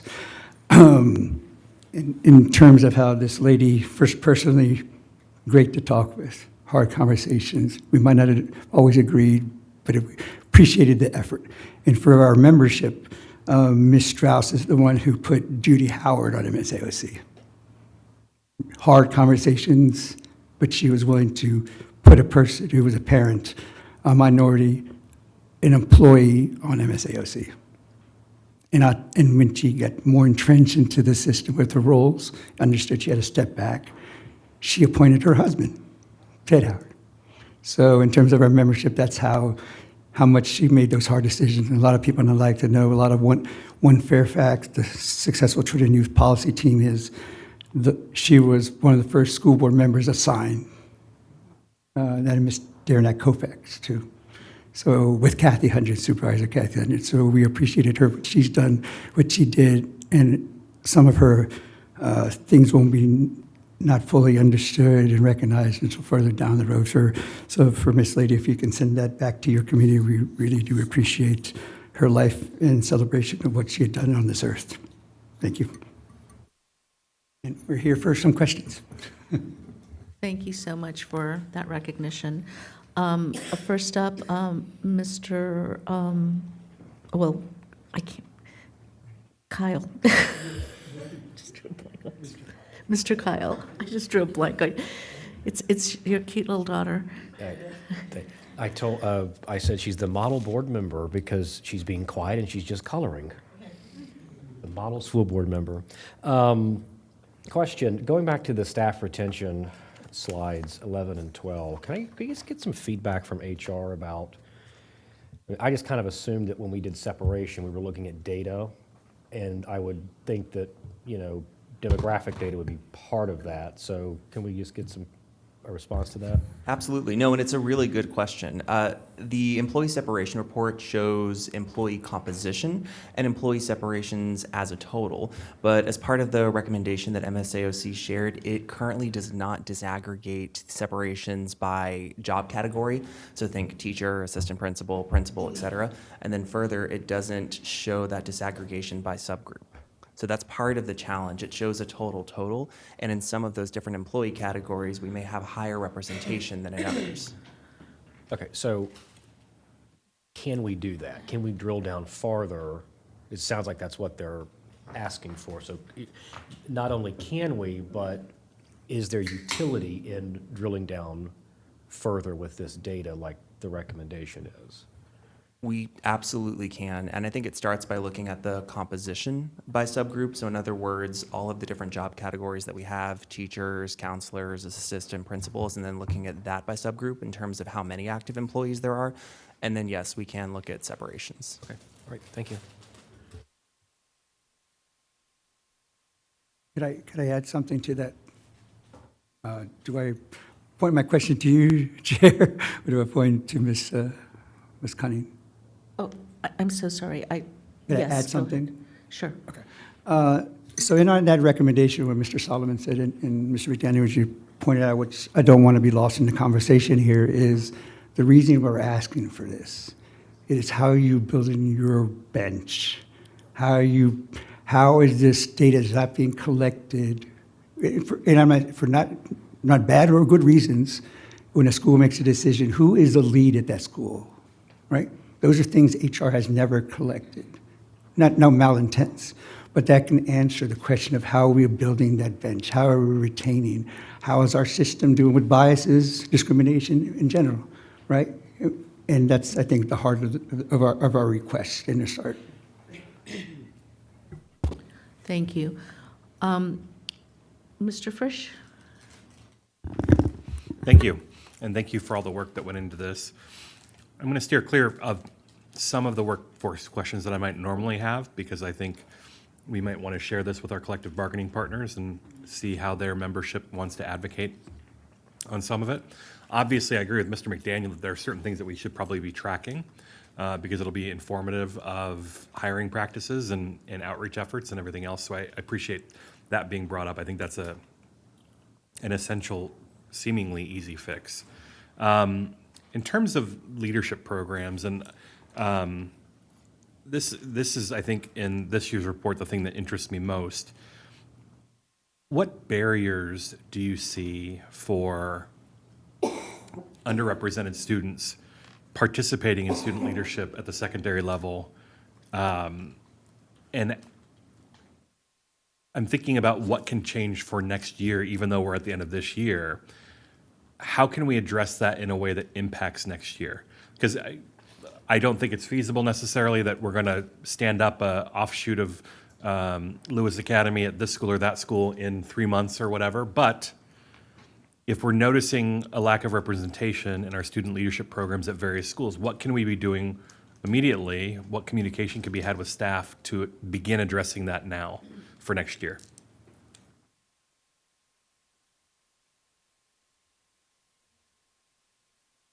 What we strongly realized was the fact that the data that we had available was like, the SEL data that was showing that a lot of students were currently not identifying with their environment, and therefore, if you don't identify with your environment, you will not feel comfortable with the ambition to lead it. And so at this point, focusing on language behind leadership opportunities that don't speak to acknowledge, hey, come to this program because you're a leader, but more come to this program to become a leader. And focusing on, like as you saw in our recommendations, really core aspects that will be useful to them beyond just their academic timeline. Program management. It gives you the ability to take a situation from A to B and really encompasses the skill that will cover a leader and that will make them comfortable outside of the school system. So switching the narrative more from come to this program if you're a leader into come to this program to become a leader and to grow the crucial skills we identified as components for it. Does that answer your question? I mean, it does. In part, if you continue to do the same things that you've always done, you'll always get the same results. And if we continue to talk about things the way that we've always talked about them, things won't change either, right? So I think that that's accurate, that in order to communicate to the right people, you have to communicate in a way that they're going to hear you and feel like they're welcome as well. So I appreciate that. And in the private world, I've seen that in the way that people hire, right? Like the way that one presents a job description. If you're not getting the pool of talent that you're looking for, then you're not presenting it in a way that's going to achieve that talent pool.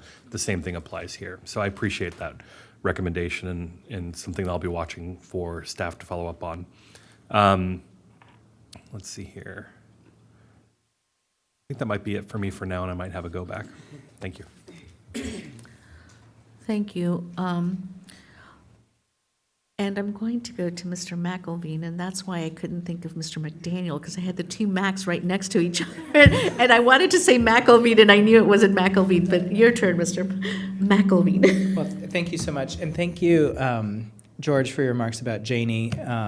It's her loss is certainly being felt in many ways, and her support of MSAOC over the years was certainly pronounced. So thank you for that.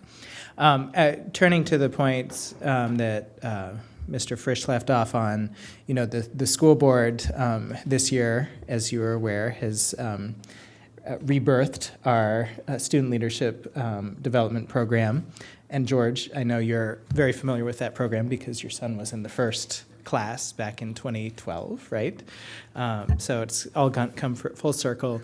And one of the things that, we had, I think, and Kevin, who's not here, can correct me, but I think we had more than 100 applicants to that program, which just shows that there is a strong desire among our students to have kind of that leadership experience.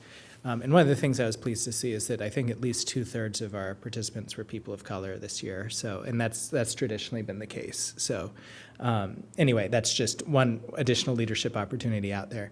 But I do want to kind of probe you a little bit on how you want these additional school-based leadership opportunities to look like. Obviously, we have SAC, SGA, class office. Some schools have principal advisory council type positions. Some, I don't think all schools have leadership classes. My concern with leadership classes has always been that we don't have enough space in our schedules as students to fit that in as an additional elective. And what often happens is they end up housing the students who are already in the leadership, SGA class office and whatnot. So are we looking at something like an 8th period at TJ where, you just open up an opportunity for more people to participate? I know you've mentioned Lewis Leadership Academy. Obviously, that was established with a specific purpose, specific geographic area, with a specific namesake. And obviously, it requires central office support and things like that. So anyway, I just raise all that to try and get a better sense of what you're looking for. Yeah, not an easy question. I think you kind of glanced over what the issue is, though, is the inventory where we're at now, right? You've been around and you know this area very well. I think we have to get a baseline. What is the composition of your SGA, every type of leadership in the school system, see where we're at. At the same time, it's all siloed. We all talked, student leader here, and I'm gonna steal some thunder from my daughter. Why isn't there a student conference every year where you get leaders, different groups with student leaders that come in? They could be religious groups, they could be affinity groups, they can be the Human Rights Commission at the county, right? All these things come together. Everyone has their thing. The Lewis Academy, right, as one area program has worked there. But in terms of your question, we didn't answer that question with Mr. Frisch's question, because Mr. Frisch's question was, what can we do now, right? One thing is, overall, our recommendation would be the curriculum, to make that SGA class, leadership class at a school, more structured. And it isn't just you just come there and you volunteer at 1,000 events. Or you come after school, this is your SGA. Or to the next level at the Superintendent Student Advisory Council. One thing that could be done there is, just like Dr. Reed, you've done a great job with your Family Vision Group, because that intentionality is, I am not getting the parents at the PTSA meeting. Now the next step is maybe to extend it to your students and to each school, the 24 high school, the alternative schools, and let's not forget them, is to intentionality of what composition you want there. Because like Juliana just said, I think that stuck out when we had our conversations and creating our report is, it isn't a recognition of the student leaders. That's who you get. Maybe the focus should be developing our student leaders. And I think that's what the Lewis Academy intrinsically does. But that's not going to work everywhere. It has to be within, and that community understanding. So to your answer is that's the overall goal is a curriculum, more structured, more focused, more intentionality. Like I tell the Board of Supervisors, when you do a committee or task force, don't sign up the same folks. Let the community groups come with the group and let them be questioned of who they represent in the community, and then the elected leaders pick and choose who they really know is the community demographics. So that's one aspect, but it's not an easy fix overnight. Well, George, thank you for that. And I think I would absolutely love to see a survey of what actually exists in every school, just so we know what we're working with, right? And the last piece I'll add is just anecdotally, and this is not a bad thing. I think it's a success. It's a success story. But if you look countywide at our SGA SAC class office, they have become very heavily women. And that's, you know, you go to graduations, you see it's all female class officers, which is a great thing. But I do worry about our young men as well. So we want to make sure that we have that gender diversity as well. One last point. One thing that the subcommittee did state is to the realities that multilingual language learners and special education students do not see those opportunities, see that they become leaders. So I don't want to just what the recommendations at an overview say, but that specific community says, if they don't feel that, if they, how can I say that? I'm calling out my daughter again. She went the other day to Dr. Reed's Boundary, and she said this fun, in a fun way, but it's her reality, and she says, oh, it's my SGA class here tonight. But let that sink in when she sees from her eyes who's here from a region of the county that she knows also, and it's not being represented there.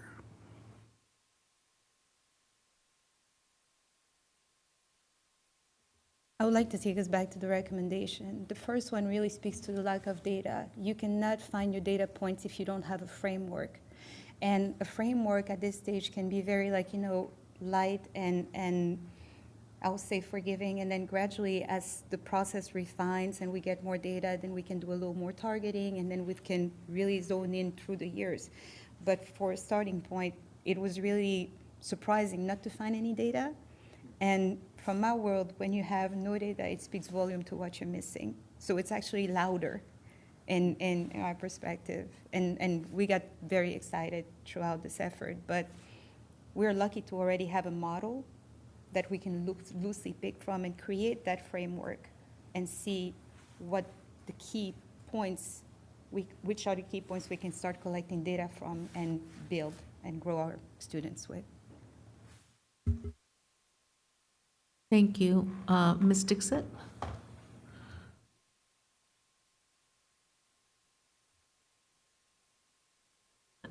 Yes, but she was first. Okay, thank you so much. It was a very good presentation. I really like all the suggestions made, and I just want to, make sure that we follow through these things, right? Like, that's really good, looks good on the paper, but actually in practicality, how much are we doing it? And that's something I would like to take seriously from anything coming from our advisory committees, that we follow through and take action items on that. So I like how you have separated each office responsible for each of the suggestions, and that would be something Dr. Reed can look at and just take up with that specific department to kind of see the implementation. But I did understand why leadership is important. As myself, as a person of color, sometimes I don't see as myself as I have a seat at the table, or I could be the voice. And just knowing that even though after doing business for so many years and doing a lot of things, I still did not think I deserved the school board office. So this is real. So for our students, it's also very real. So I just want to say that. It just makes me emotional, sorry.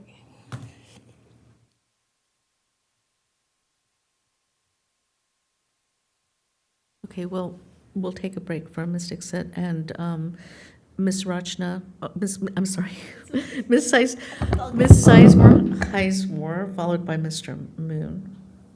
Thank you. And I just want to pick up what my colleague left off with. I'm a very capable, very well-educated woman of color, and I never saw any leader who looked like me. I never saw a South Asian leader. I think it's very sad, actually, that it took till 2020 to have the first Asian American woman on this school board.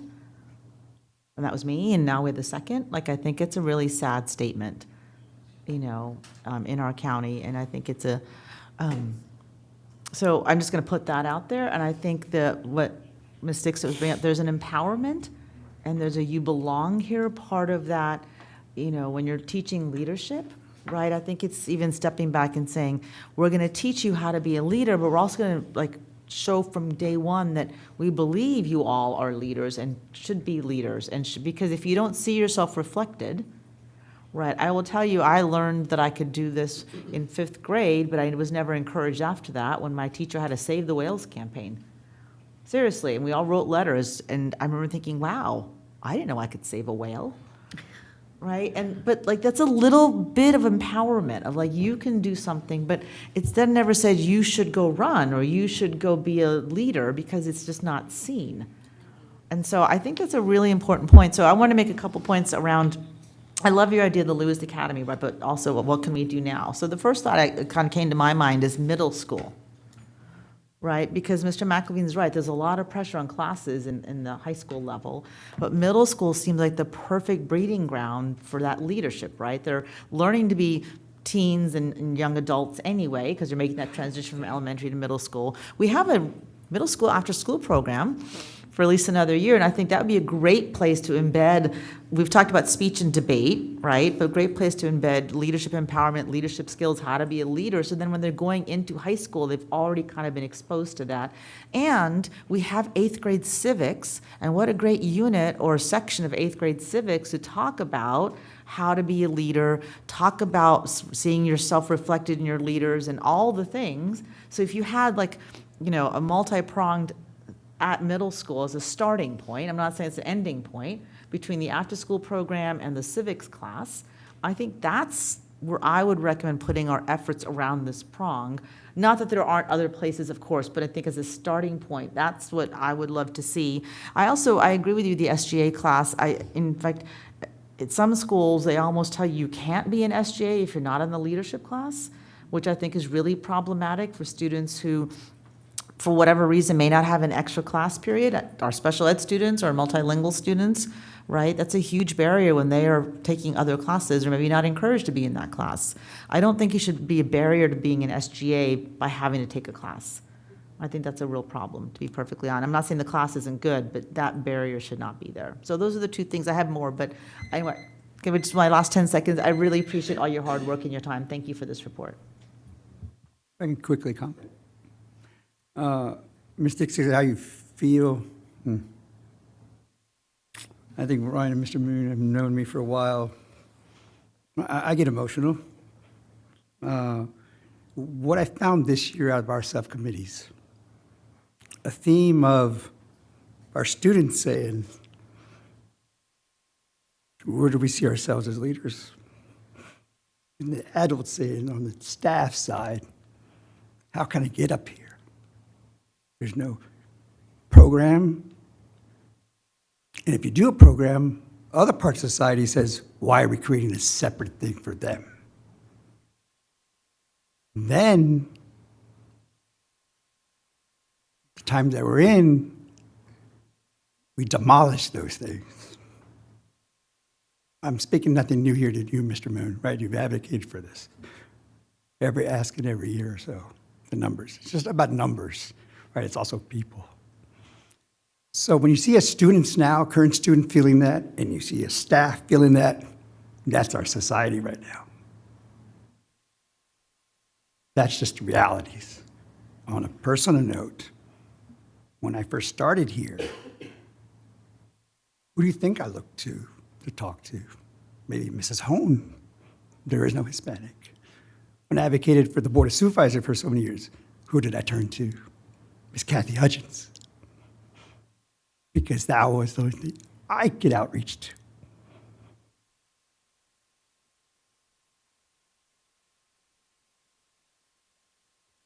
Thank you for sharing that. Ms. Dixon, would you like to continue? Yeah, I just want to continue on the same track. I think the leadership opportunity is really in our schools. And I feel like a portrait of a graduate is basically compensate all that. I was recently at a school where the English ESOL students were doing their POGS presentation. It was at Franklin Middle School, and they were incredible. They hit every aspect of POGS, different pillars, and talked about excellent communicators, collaborators, and I just saw that leadership quality building into them naturally as a part of that. So I just know that there are opportunities exist. We just have to use them more and more, especially in our ESOL classes, multilingual classes. And also, these students should be have and a teacher sparks in this some students. Some students are natural leaders. They don't know it, but they have that spark in them. And teacher is like the best person to see that spark and maybe say, this student can go to the leadership committee or something at the school level. I know there are, FCP is doing really good job with building that confidence in students, but it has to be across the board in all our schools. But I was very inspired to see that was happening in our schools. Thank you. And lastly, I will say that Shark Tank was also one of the things I saw. And this builds so much confidence in students pitching their business ideas or any ideas. I mean, it doesn't have to go to full circle like starting a business, but then they're coming up together with an idea and then pitching it and that was another thing I saw at Franklin Middle School, that students are doing that in their civic class and doing business presentation to their fellow students and to the teachers. So great work is happening. And just impressed to see that, but I do understand that it doesn't go to every student of our school, so we need work to do. Thank you.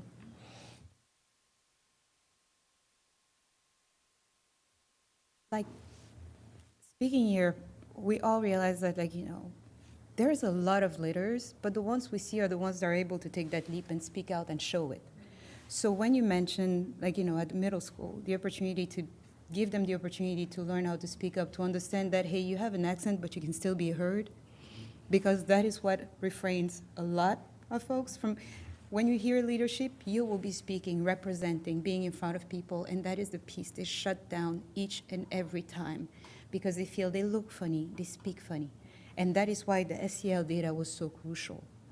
It's rooted there. You have so many brilliant students, but it's only the one that have been able to test that leap and speak out that you will see and say, oh, he's a leader. There's so many untold leaders. So maybe the campaign should be, bring out your leader. So just a thought from a girl with an accent.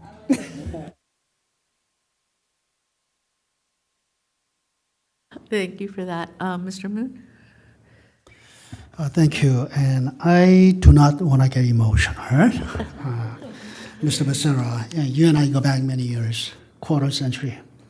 I remember you being in your suit. You look good. You still look the same from 25 years ago. Ms. Nelson, you talked about the leadership. Leadership is not just in student government or local government, state government, etc. But leadership can also, the leadership opportunities for everybody should be equally applicable to all the programs we have within FCPS. Someone mentioned about multilingual learners not having opportunity to step up. They don't, and they need to be encouraged to step up. One of the programs that I remember, which I found quite moving, was one particular high school offering programs, musicals and plays for multilingual learners. A lot of times students go through auditions for musicals and plays. If you have multilingual learners, you're just starting to learn the new language. Chance of you passing the audition is going to be very low. That doesn't mean that particular student does not have gift or talent in music or acting. It's just a language. It just happens to be a barrier. I still speak funny, don't I? With a funny accent. Even after 50 years, this is my 51st year of living in the US. But why couldn't he create more opportunities for those multilingual learners and special education students so they could also shine in our schools, just like all other students? I was going to talk about Algebra 1, but I'm spending my time on this one because we've been several board members were talking about this. Now I'm going to go to Algebra 1 by 8. And let me ask you this question, Mr. Becerra. Maybe this one is something the board will discuss. I should bring up when we talk about academic goals. Is as we encouraged more and more students to take Algebra 1 by 8th grade, and you are asking, your recommendation 7 is identifying schools where less than 75%, or sorry, it's supposed to be less than. Sure. If you start focusing, putting students to Algebra 1 by 8, if you're just focusing on middle schools, it may be too late. It may be too late. You gotta start from elementary school, you gotta prepare students to be ready to be able to take a higher level math when they get to middle school by 8th grade. Just wanted to have your thoughts and comments on. Yeah, I'm sorry, I was more talking generalese when I said that, but it's obviously, as you all are, I consider graduate students through this FCPS world. Yes, obviously it starts at elementary. How do you ramp that up? How do you get the pre-K? How do you early education? Then to the identification process. Maybe look at the identification process, and then ramping up. Your strategies. One of us are advocacy for our parents, right? That was one of our recommendations. How do we get them involved? But yes, like you said, it has to start the elementary years. But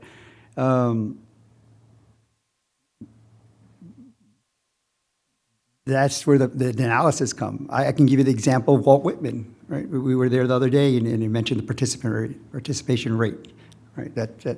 So what they're doing, I don't know if that's the answer, but at least it's a start. What was it, 85%? And so I can say on terms of the education side, strategy side, I would say maybe start there as a base. I'm not an educator, I'm a statistician by trade. But yeah, that's to answer your question on that end. Thank you. So I will take a turn. And first of all, this is an emotional issue. It was an emotional issue 33 years ago, 60 years ago, 100 years ago. And it's sad that it still is. And I really respect and admire the work of this committee, because we do talk a lot about data, which is critical, but there's a lot of heart in this committee too, because these committee members feel what our students feel. And we know that academics are critical, but if a student doesn't feel comfortable, that in and of itself is a personal barrier. And if they're not feeling comfortable because of who they are, because they're othered for whatever reason, that's something we have to address. So I'm going to the SEL learning environment and your recommendations there, and ask you, how would you foresee that being implemented in the schools? Your recommendations both for elementary, and you're talking about establishing a curriculum for both that is consistent, but how would you foresee that being implemented? Thank goodness we have support in the room to address that. We have members from that subcommittee.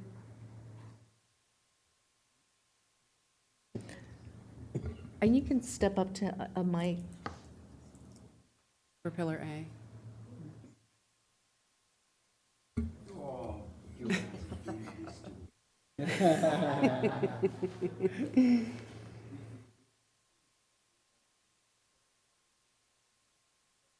It's a mic. Oh. Thank you, Mr. Shaw.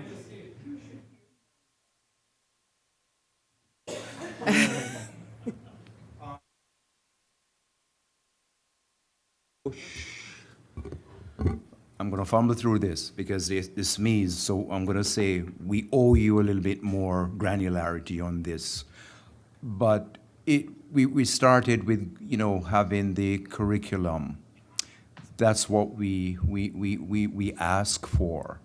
And I'm not sure if we can do it for every, how broadly we can do it. But what we asked for was to implement the curriculum.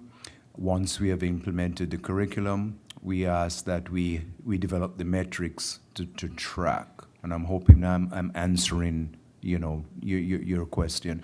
But it starts with implementing the curriculum, because we found that there's a lack of the curriculum.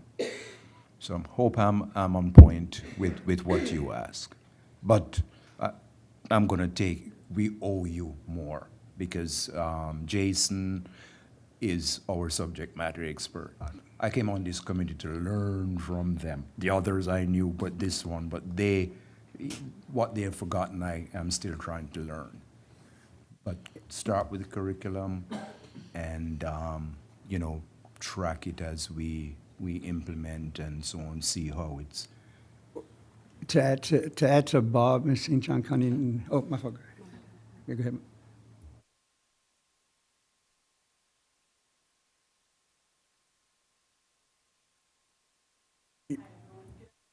Oh, thank you. Good afternoon. We focused on the elementary school level. You know, as a secondary middle school principal, we very much wanted to consider for future years the secondary level.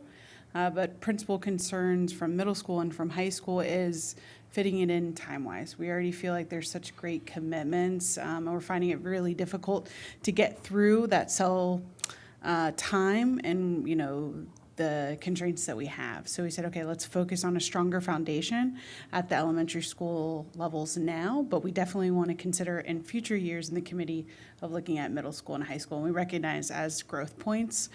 So we'd love to partner with any of our teams to see how we could more strategically do that to ensure that our students are receiving that curriculum base.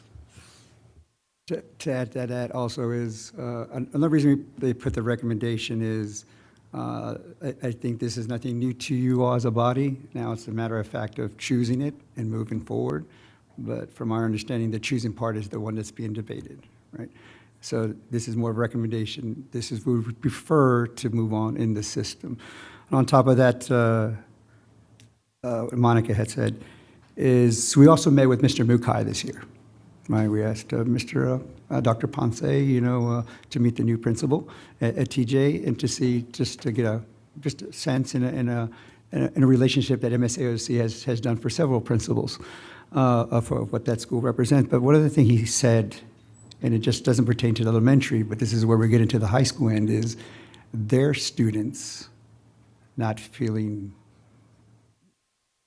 wanted or in place or at the right situation. So if that type of student is feeling that, then it just trickles down to where that started from any type of student you can think of, right?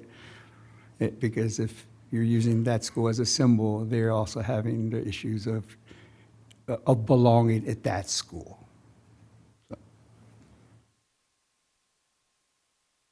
Thank you. I also want to go and actually ask Mr. Solomon, in terms of separation and desegregating that data, when you're looking at separation, does that also include our custodians or food service workers? That's an excellent question. The current monthly separation report includes all employees, and it's not broken down. I'm sorry, the second page is broken down by those categories: custodians, teachers, and everyone else, yes. But the portion of the report that includes all of our separations is an aggregate of all employees. Okay. The reason I raised that is that's where I can see maybe some disproportionality. The other thing I would like for you to address and speak to is something that I know we've worked with our affinity groups and a pilot project that was started in an effort to take into consideration some of our underemployed minority employees and to try to give them the opportunity to achieve and to grow. Could you please speak to the Avanza program? Absolutely. So one of the things that was crystal clear to us is that across the nation, approximately 8% of people are underemployed. And what that means is they have skills to do higher level work, but due to barriers to entry, barriers to access, and things of that nature, they're not performing that higher level work. In our context for teachers, We have incredible instructional assistants, substitute teachers, custodians, and people in a variety of different positions, community members who have bachelor's degrees, but who don't hold teaching licenses in the state of Virginia. And what that means is they could be incredible, amazing teachers, but because they don't hold that license, they're not able to be in that role or in that position.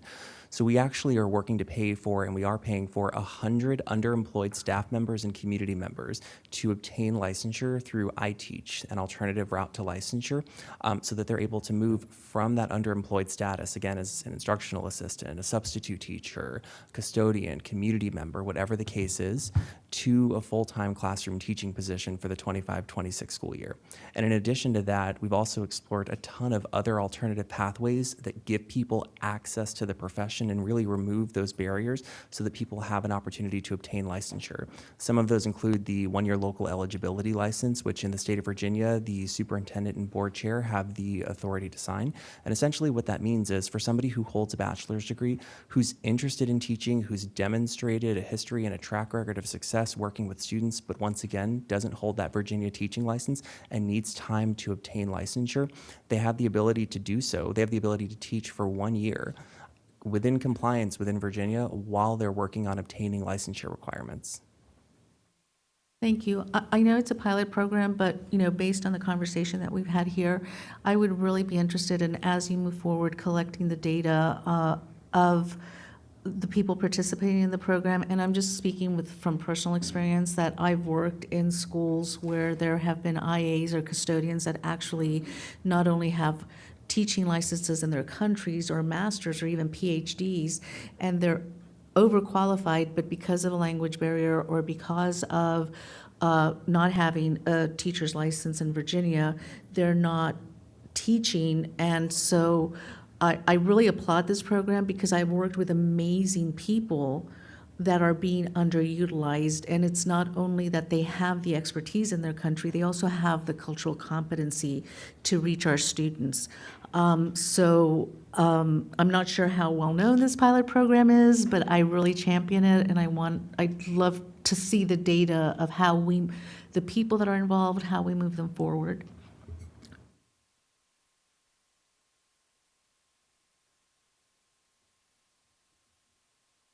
Just one last thing if we're moving on. I'd like to applaud Mr. Frisch, Ms. Anderson, and Mr. Moon in the direction of where our recommendations are going to go. That's the phase 2, next 2. That's something new. So we're looking eager to that because I'm going to have that question asked. Well, great, George. Now what? Right? And I appreciate you addressing that and what the public engagement committee, your early discussions of maybe a forum, you know, or what have you. But as long as you discuss that, is to really have for all advisory committees that finalization of recommendations, even if it is no, we can't do that for X, Y, or Z reason. Believe it and open-ended over many years, Mr. Moon. As you know, we've had this discussion from your representatives who said the same thing to you is, what happened to it?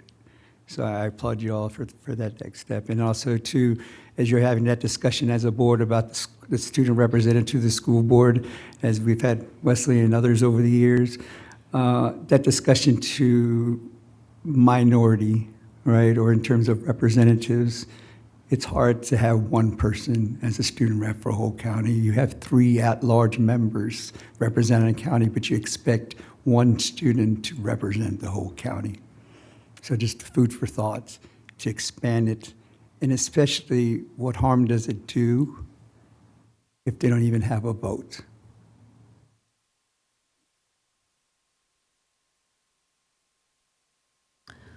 Thank you. So seeing no other placards, obviously we won't have go-backs, but I do want to thank all the work the committee has done. And I really want to thank how many of our committee members showed up here today on a Saturday.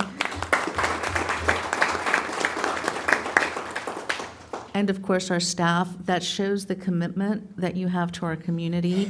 And we talk about, I heard this and I really like this, we talk about minority or underserved students, and I had heard, like, don't say that anymore, say systematically undervalued population. And I really love that. So the work that you do is not only hard work, and like I said before, it's also heart work. And that heart work is what we have to get to our kids, to our community, so they do not feel systematically undervalued and see that they are true, valuable contributors to our community, our school community, and our community overall. So thank you so much for your time throughout the entire year and for this presentation. Right. We will break for lunch. Yes, so lunch is going to be served in the cafe. If individuals could follow board members, because board members, the cafe is at the front of Gatehouse. When you come in through the front doors, Chair Frisch, if you can lead the way. Thank you. Board members will reconvene at 1 p.m.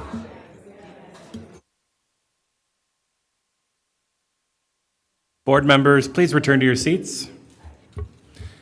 All right, as a reminder, we're doing things a little differently this year, so we have these summits now with the lunch in between so that everybody can get to know each other and share ideas more. We're reminding for every session that we have a different way of processing the annual reports now after they're presented to the board. The staff liaison, in coordination with the school board liaison, during the year the report was prepared, will submit a written response and a plan of action to the committee and the school board no later than the end of the first quarter of the next school year. And the staff liaison will update the committee on any progress at its December or January meeting following the report submission, so next December, January. The school board liaison will stay in regular contact with the staff liaison and update the school board on progress toward achieving the report's recommendations or making progress on them. And the staff liaison shall be responsible for maintaining an ongoing record of actions taken in response to the report recommendations broken down by year. The follow-up shall be reviewed with the committee during the second or third quarter of each school year. And this was in an effort to close the loop that we were in with many committees where we would receive detailed reports and recommendations, and then there might be a response from staff, and that would leave it there, and we'd never have any follow-through or finishing of that cycle. So we're hopeful that this will create the change we're all looking for. With that, I will turn it over to Mr. Dunn. Well, I am so pleased to be here on this beautiful Saturday and thank FPAC for all of its hard work this year. I'd like to introduce Katie Herman, the chair, and Kathy Hozick, the vice chair. Great. Thank you so much for having us this afternoon. Again, my name is Katie Herman. I am the chair of the Facilities Planning Advisory Council, or FPAC, and I'm joined here today by Kathy Hozick, who is the FPAC vice chair and the Mount Vernon district representative. As always, we are thankful for your invitation to come and share our work from the past year with you all. We've had a busy year, and we're looking forward to sharing our highlights with you all here. And I'm going to try to get through these slides because we're all in the post-lunch slump. So bear with me for a few minutes here. And then obviously we look forward to the question and answer portion of the meeting. So let's see here. For our agenda, we're going to reintroduce to you all of our FPAC members, and then we'll remind you of how our annual report is organized this year. Then we'll discuss the items that we researched through our annual charge and discuss the resulting recommendations. And then at the end, we can chat about our annual charge for next year. Here is a list of our 13 members. Hopefully you've had a chance to meet with your designated FPAC member this year, but if you haven't, I hope you find some time maybe over the summer to reconnect with your member and have some helpful conversations. So the organization of our report includes an executive summary and a list of our 17 recommendations for the school board's consideration. And then the majority of our report is focused on a summary of our meetings, the meetings that we had throughout the year, outreach that we observed or were part of, a summary of our membership, and some suggestions for our next year memo topics or our annual charge. And then the meat of our report is actually a memo for each of our, in the appendix, we have a memo for each of our topic areas that we researched over the last year. So this was our annual charge for this year's report. As you've heard from other committees, this is our guiding light for the year of topics that we researched and speakers that we invited to our meetings. FPAC decided in the fall to focus on particular details of these topics based on feedback from our speakers at our meetings or feedback received during CPDC meetings. All of our topics, except for the updates to the FPAC charter, had a goal of identifying additional ways the FCPS could save money during school renovation or new construction projects. With the current climate of the local economy being what it is, it seemed to us to be a good idea to focus on this component for these topics.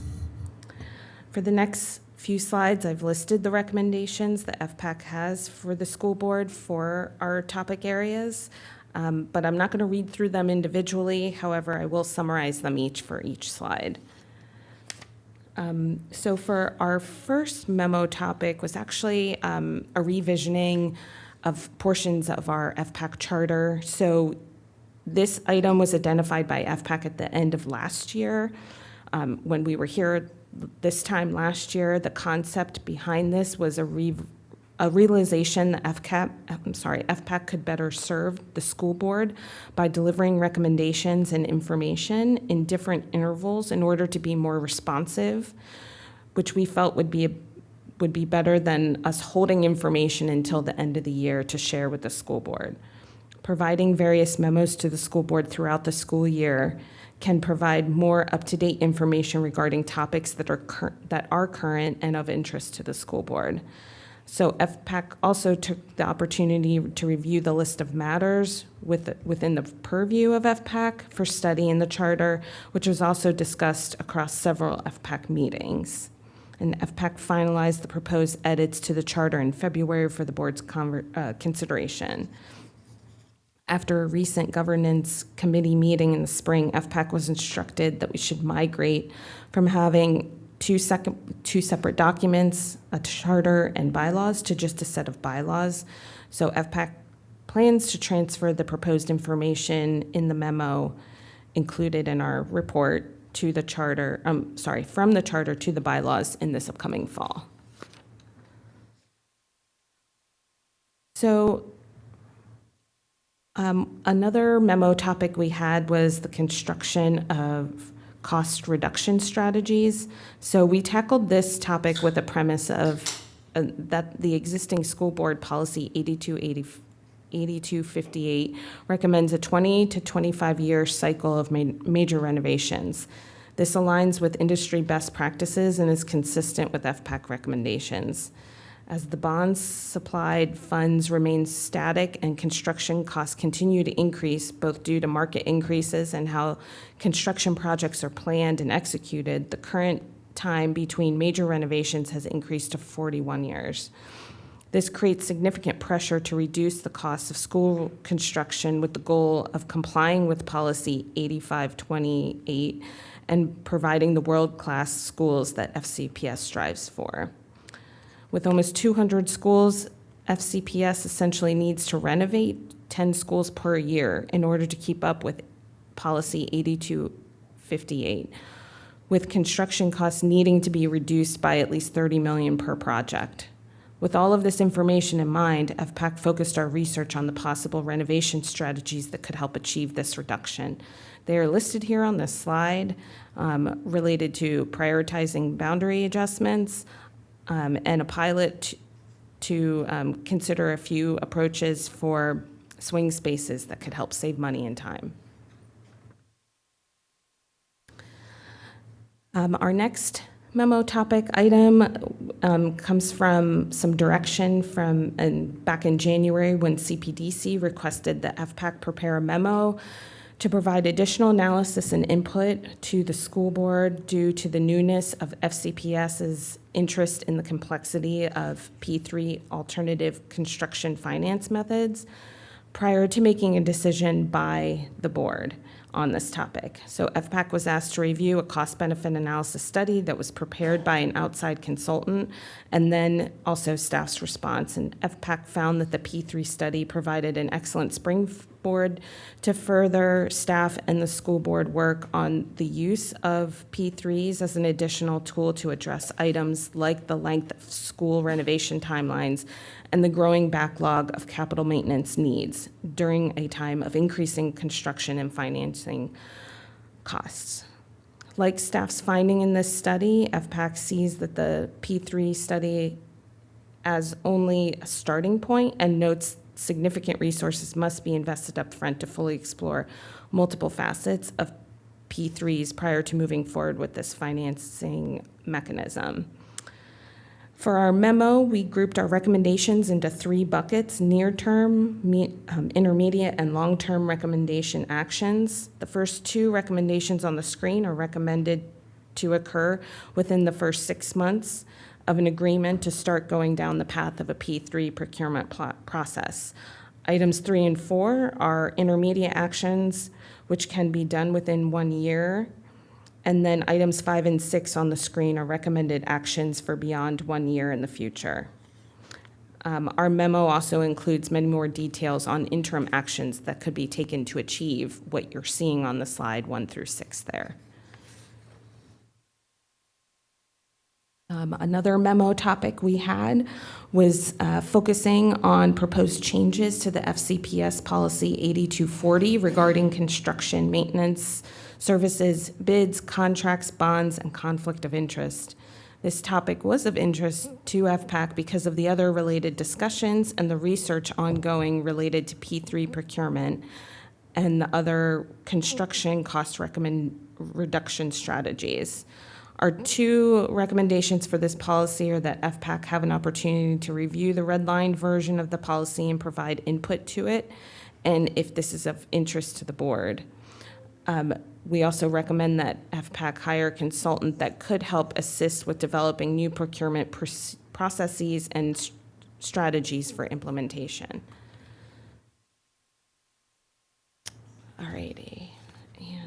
This is our last one. Our last memo topic is related to permitting strategies and the cost efficiency and effectiveness of as such. We used the Brookfield Elementary School renovation project as a case study for the assessment of the permitting process. We have been following this renovation project for a few years, and we're interested to examine the permitting process for this particular project. Again, as a theme for our year continued to be heavily focused on cost reductions, efficient and effective permitting plays a critical role in reducing project delays. As you can see from the recommendations on the screen, some of these recommendations are a recognition of what FCPS staff and county staff have already committed to do, and we are highly supportive of the achievements made by both staff teams to date. We have 2 recommendations, number 5 and 6, one of which, or numbers 5 and 6 to continue that path forward, one of which is focused on additional ways to encourage contractors to take ownership on their end for the schedule of permitting activities. Okay, and this is my last slide. Here we present some possible ideas for memo topics in the next school year. Before we kind of dive into this, I did want to acknowledge Kathy Hosick for all the additional work she did on behalf of FPAC through her participation in the Superintendent's Boundary Review Advisory Committee. This was an additional commitment that Kathy agreed to be part of, and we appreciate her dedication to FPAC, but also to the Superintendent's Boundary Review Advisory Committee. Thank you, Kathy. So we're happy to discuss any of the items here today that are listed of things that you all would like us to consider working on. We did vet these in our May meeting that we had earlier this month, and are happy to have more conversation about them. And lastly, before I close, I just wanted to also thank FCPS staff for their assistance and support this year, specifically Jessica Gillis, Brandon Sadi, and Kevin Jackson were instrumental in helping us with so many logistics and support behind the scenes. I'm not sure we would have had such a successful year without them. So thank you to staff. With that, I'd like to call on Chair Frisch. Thank you very much, excuse me, for the presentation and all the work that went into it. I want to zero in on two things. One from this year's report and one looking forward for next year. One of the things that we hear as we have these conversations about boundaries frequently is build capacity, build capacity, build capacity. Obviously, building is not going to solve our capacity issues alone, right? It's not an efficient way of doing it, certainly. How would you recommend, based on the work that you all have done around reviewing timeliness of our ability to react to situations that need addressing, are there changes that should be made when balancing the need for increased capacity versus adjustments in school zones? Sure, I'll take a stab at that one, and then I'll pass it off to Kathy to see if she has any additional thoughts. I mean, first of all, I would say that we're supportive of all the behind the scenes work that goes into student projections that are included in the CIP annually. I think that staff does a really nice job pulling that information together, and that obviously they're using that as a means to help understand how students either join or exit FCPS and what that means for our capacities in our schools. In terms of planning for the future, we do acknowledge that in some of our buildings certainly need to have potential extra space included or available. And, you know, from a long-term planning perspective, understanding where growth is expected to continue in the county, in particular areas where Fairfax County and the Board of Supervisors are encouraging growth in particular areas. Those might be areas where targeted physical square footage capacity could be meaningful and helpful for the future. So that's one particular strategy. But it gets a little difficult, right, when we're using those as the drivers behind capacity enhancements, because it could hurt equity between you know, the popularity of neighborhoods being moved into. You know, our attendance has been, you know, slightly increasing, certainly at pace it has in the years past. But that's not to say that certain neighborhoods aren't having big booms in populations, right? And you mentioned how we address capacity. I know Jess Gillis is here. You know, they've looked back at years past of their projections, and they're pretty darn accurate in terms of their projections because they've stayed on top of ensuring that they're always knowledgeable about where the kids are coming from, right? We didn't used to count apartments and condos and townhomes the same way that we do now, because the old thinking was these are not producing children into our schools. We know that's not true, so they've adjusted over time to stay accurate. I guess my question is, a 5-year outlook is not enough time to actually build a renovation, you know, in an efficient way, right? Because you're going to have a queue. What is the balance? I do think when you have a renovation, you probably should put some capacity in there, but it's not the solution to major capacity crunches at schools across the county. How do you measure the need for that versus other approaches? Because what we hear frequently is what you should be doing is just adding to schools, and that's just never going to get us there.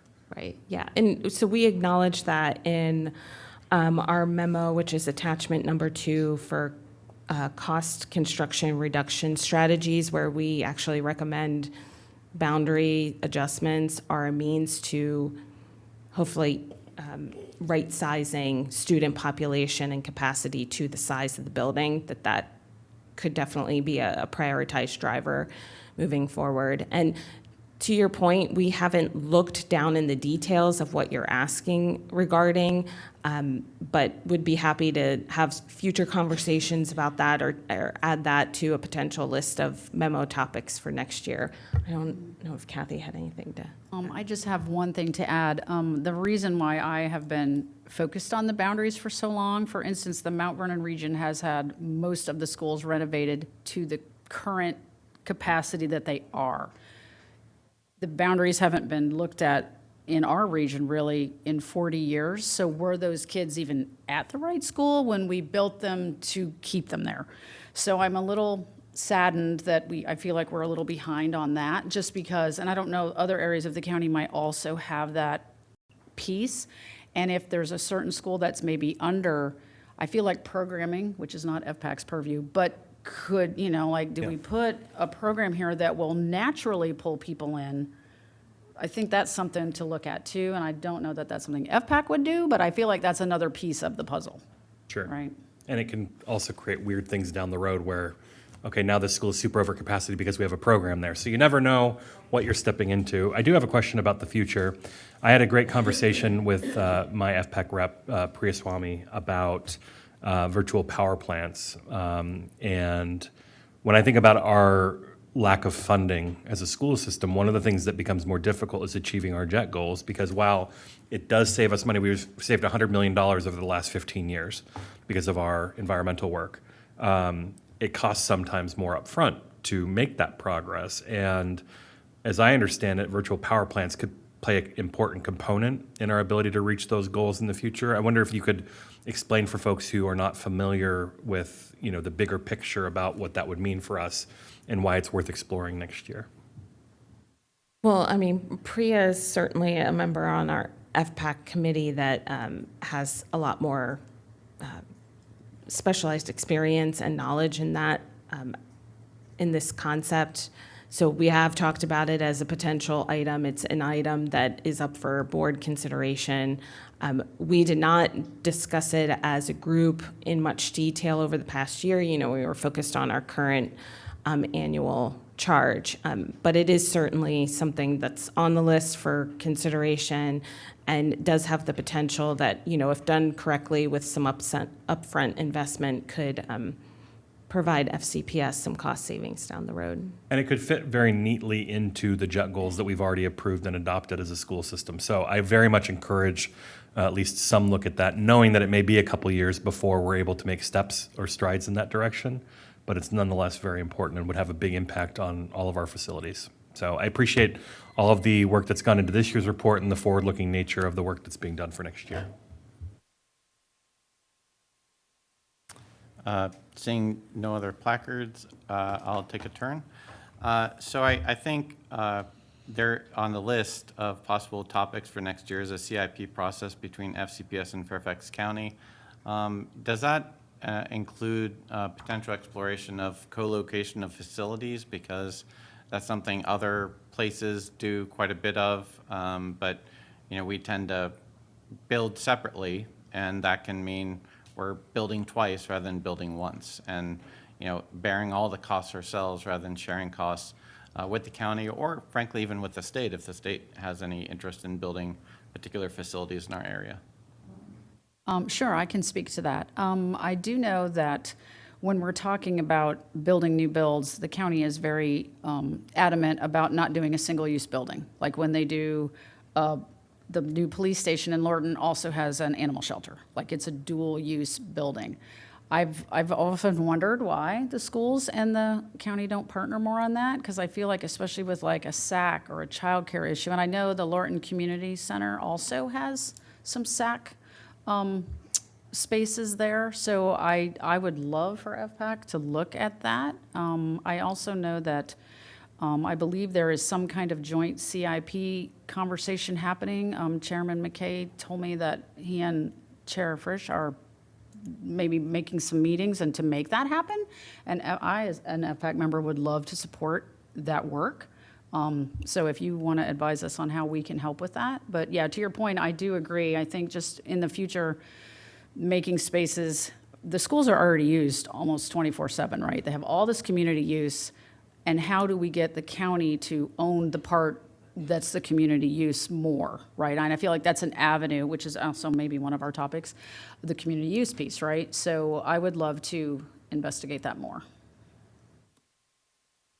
Yeah, I agree with what Kathy mentioned here in that there may be other opportunities for shared knowledge between the county and FCPS. I know that, you know, there's quite a bit of collaboration already ongoing between these two entities.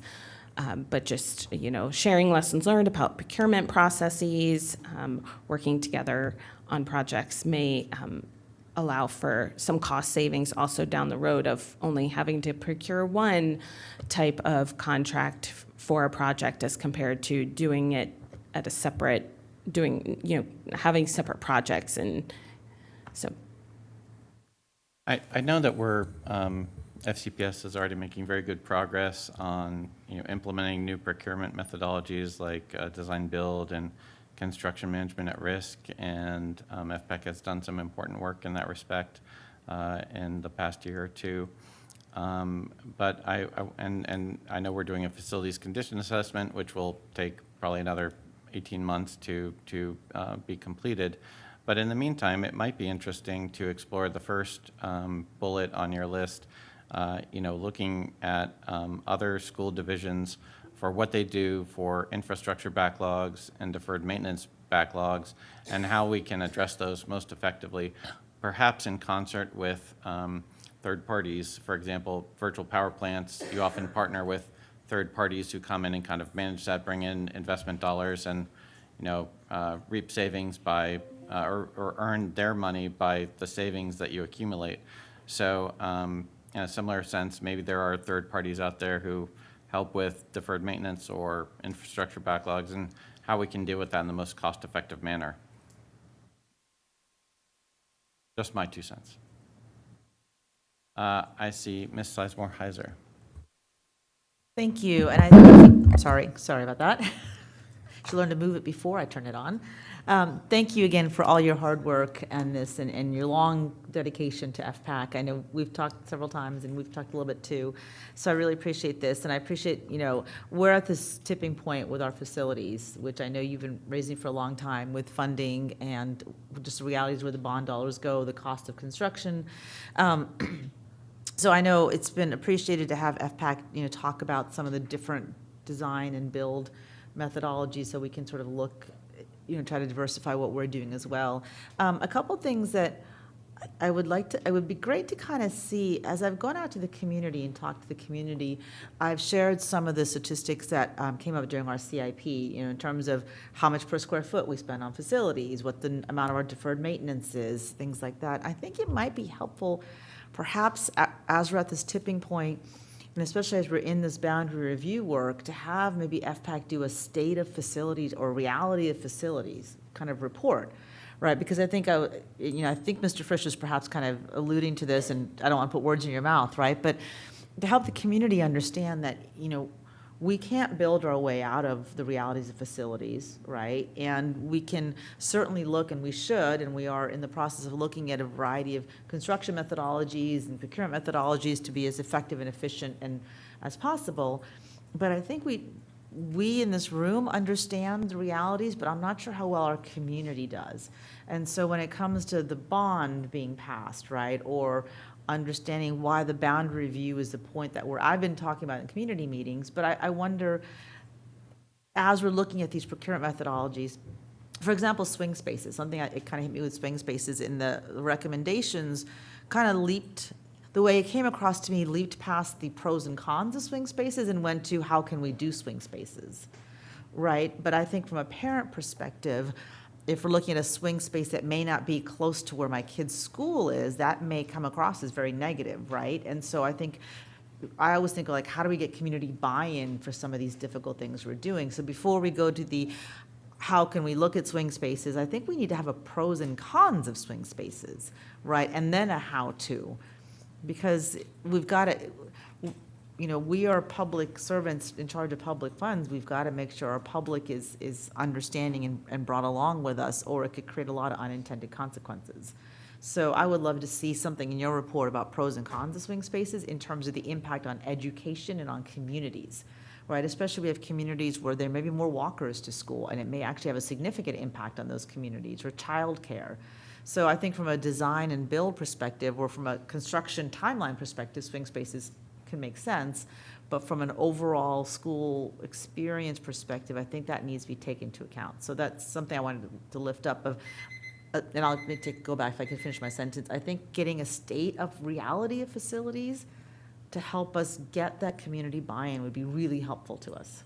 And I want to thank you for that comment, because as I'm doing the boundary work and I'm about to be on the bond committee again, so I'm going to do that work again, I have to remember that not everybody has been doing this for a decade like me, and I have to, at one of the boundary meetings, someone said, I was talking blah, blah, blah, blah, and he goes, wait, what's an attendance island? And I thought, oh, so I had to step back and explain that. So I think that's a very good point that you raise, and I think that we should all in our work be cognizant that, I mean, you guys are in this every day and you understand most of what we're saying, but the general public at the boundary meetings too, there's just so much that they don't know. And the education really helps calm the understanding. Like, it helps them get to where we need them to get to do the work, right? So thank you for that. Not seeing other comments, so Ms. Eismer-Heiser, continue. My go back was just gonna, I did it again, just think I would learn. My go back was gonna be, when you have your list of recommendations of what to look at for next year, I would find it extremely helpful from your decade of knowledge and the long time you've worked in, from your committee, to have a report for the public to help bring them to that point. Because as we're exploring some of these great suggestions you've brought along, right, over the years, and we're doing the boundary work that I know, Ms. Hosek, you've been advocating for a long time, and as we're looking at, and you say, next to these different construction methodologies, you know, and then the other thing, it would just be really helpful to have that we could then use, not just from what we're saying, but from what our committee of experts is saying as well. So, you know, whatever you all come up with. And then the other thing I wanted to talk to you mentioned the 2232 process and the permitting issues. I would love to lift that up as an important thing to study next year, because part of, I think, and I think this goes back to a lot of us on the board has stated this, and board supervisors, of working towards better and sooner and more often collaboration next year. I think Mr. Dunn and I are the two liaisons to the Planning Commission, the Education Committee, the Planning Commission, and this is something we've been talking about, and I think the committee is going to be working on.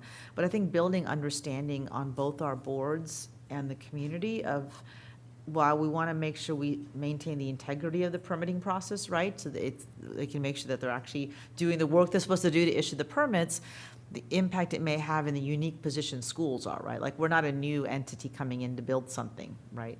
And so I think having FPAC really look at that and making recommendations around for how to better collaborate and how to better build understanding on both boards. I mean, I even think about the stadium bathrooms. I know there's a whole bunch of permitting issues around the stadium bathrooms, and the community really wanted them, and we're struggling to understand some of the reasons. And again, I'm not saying we don't need to have a thorough permitting process, but I think building understanding on how that can impact. I know the 2232 process change, I think, and Dr. Reed, correct me if I'm getting the numbers right or miscale it wrong, but I think it took our construction, delayed it by like 12 months, I believe, 12 to 18 months on some of our construction permitting. Is that correct? It is correct that we were experiencing significant delays and had a 6% cost escalation annually for project work. It really does affect our budget. Yeah, and I'm really glad that the Planning Commission, Education Committee, and we and our staff are working very collaboratively to address some of these things. But again, I think the public building that understanding and then building some solutions from you all. So that would be the two things I would lift up for next year, is kind of a state of facilities, the why, and then the 2230 and permitting process more broadly. Thank you. Are there any other comments that, oh, sorry, Ms. St. John Cunning. Thank you. Looking at the boundary adjustments and the solving capacity challenges, did you all, I mean, is something that you take into consideration, even though we're looking at maybe decreased enrollment, increases in programming needs and how the spaces are filled? The reason I ask that question is and I'm not going to name the school, but I specifically know one school is labeled as under capacity when I know very full well that it's not under capacity because of the increased needs of small group sessions with multilingual learning teachers or with special need teachers or even with social emotional learning. And so those spaces have to be used in separate ways. And so even though it's listed as under capacity, I know that it's not under capacity because the capacity to provide the special programs is filling up those spaces, even though the numbers aren't there, if that makes sense. So when you look at that, do you take that into consideration? We have, are you talking Boundary Advisory Committee or FPAC? Because FPAC doesn't really do that work directly. So the Boundary Advisory Committee, we haven't gotten into that much detail yet. We truncated our timeline, right? So we haven't gotten way into the weeds yet, but I know the school you're talking about, and I will be looking at that with that lens now that you've brought it up. And that's good insight to other schools that on paper may look under but are over, and may even require a site visit to see why does this reflect as over? What programs do you have?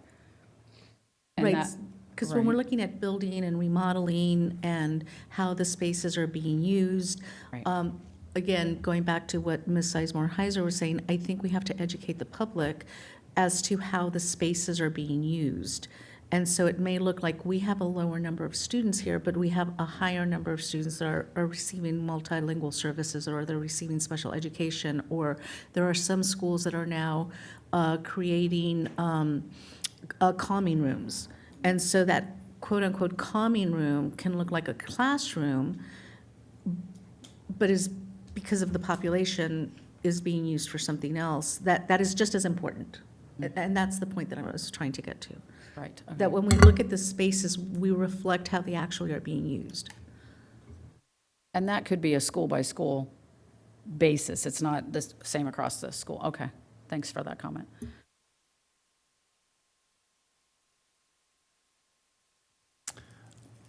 With that, I'll bring the discussion to a close, and I want to thank Katie and, sorry, one, the only go back. Right, you're like Indiana Jones with the hat, just right, right, yeah. Thank you. And I think, just in listening to my colleague speak here about programs, I'm wondering, as you're looking at a state of facilities report, if you could talk about the impact of program placement, but also, and this may not be an FPAC look, but like the realities of program placement and access, right? That there are certain times where there are some parts of the county that have a lot less access to programming than others in a variety of different ways. I don't, that may be beyond an FPAC thing, but I think, I know when I do my community meetings and I talk to folks about the different criteria in our boundary policy, the one that people are most confused by is access to programming. And the way I've been describing it to folks in from a boundary way is to say, look, we have all sorts of program across the county.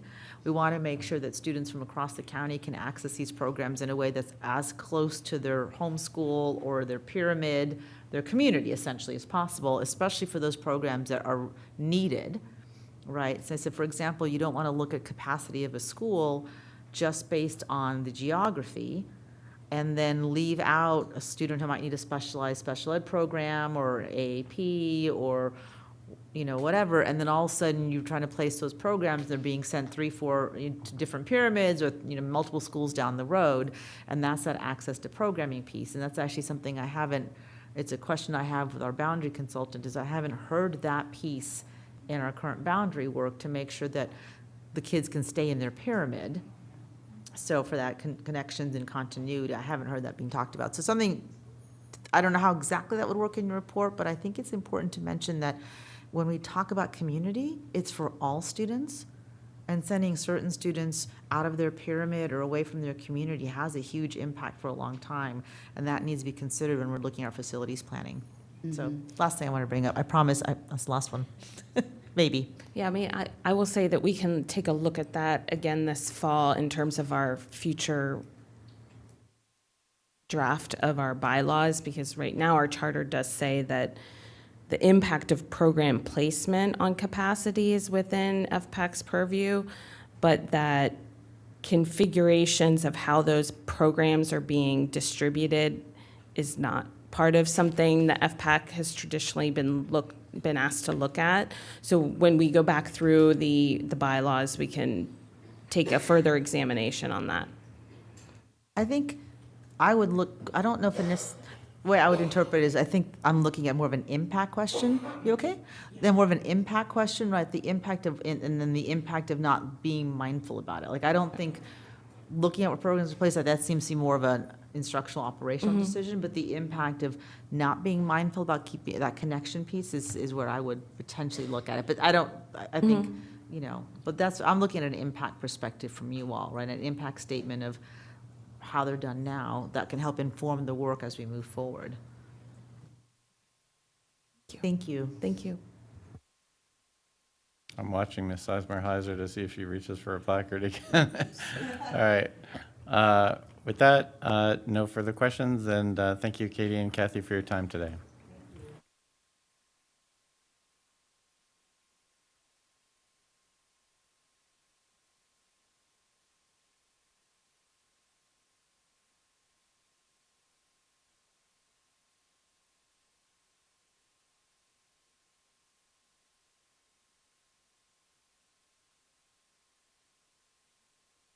We'll take a break until 2:10 for the transition.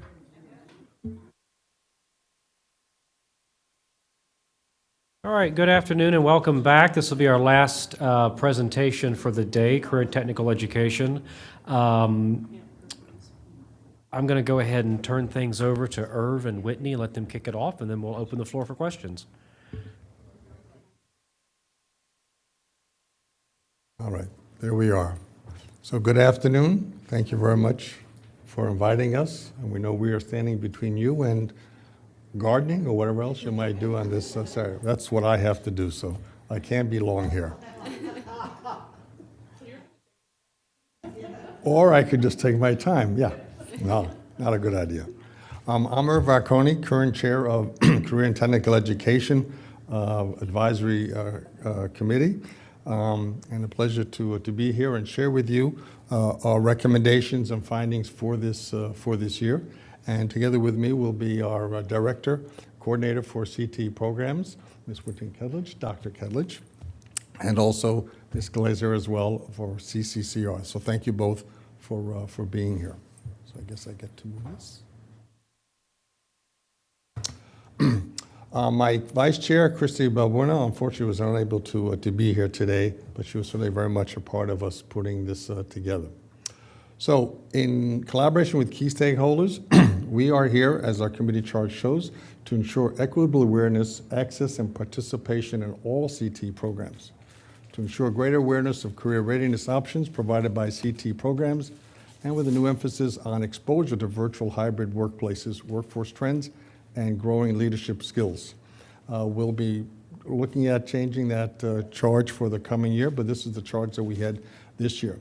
And by stakeholders, we mean a wide variety of stakeholders, not only parents and students and teachers and staff, but our elected officials. So what you see there are two of our visits to our academies. One was to Marshall High School on the left there with the Chairman of Board of Supervisors, Jeff McKay, and the right when we're at West Potomac Academy and their supervisor, Dan Stork from Mount Vernon. They are stakeholders because they do a number of things, not the least of which is they have access to funds. So the more that we can get them involved in our programs, for them to appreciate, they like going around, the better it is going to be for us. So they do accept this, they come, they ask questions. I'm hopeful that it impacts them in terms of how they're going to look at it when budgets have come up. So that's what we try and do, invite them. And we've had many of you as well come. We've had state senators and delegates as well. So we'll continue to do that in the coming year.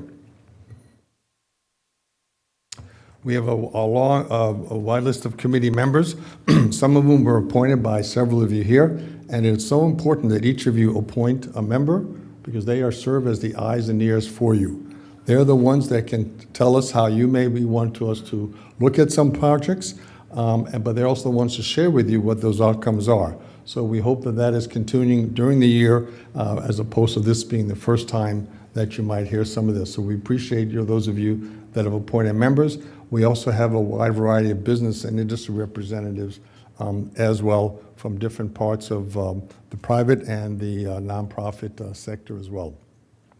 So before we start with our committee activities this year, we do want to just mention that in your report you have our assessment and updates for 23 and 24. We don't have a slide for that, but I just want to make sure because Chairman Frisch had mentioned this in terms of having this process of reviews. Last year, we had asked you that we wanted to increase partnerships. We've done that in a modest basis. We've asked to have more staffing for transportation resources. That did not take place. We asked to use cost-benefit analyses somewhat more. That's a continuing process. We asked you to fund 2 work-basis learning positions. Unfortunately, they were not funded. We asked for tools for career planning. That's going along well. We wanted to broaden our academic advising. That has gone well. And also, we wanted to have CT curriculum reviews for math and sciences. That is pending. So we're hitting, maybe batting about 400, 500 there, which is not bad in baseball, but could be a little bit better here. But at least we had those accomplishments, so that way we can assess how well we did last year. Our committee activities continue as we've had before. It's a wide range of activities. We highlight all the programs, and it's a tremendous list that Whitney gives us each meeting, what the students are doing. We certainly engage with business partner experiences with CTE. We highlight them. We'll invite them to be our speakers. We have school board updates.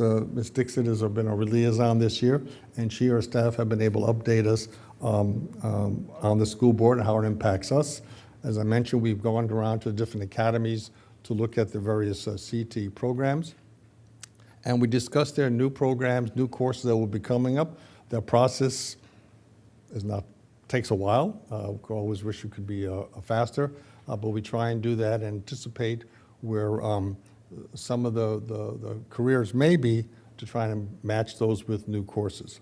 And we, of course, support student activities events. Many of us are asked to go and help out, such as being judges at the Future Business Leaders Association and others. That's been a great, great activity to do. I commend you all, if you can, just to see what those students are doing. It's very inspiring for them. And then, of course, we have recommendations. That process begins in mid-year, and we continue through that.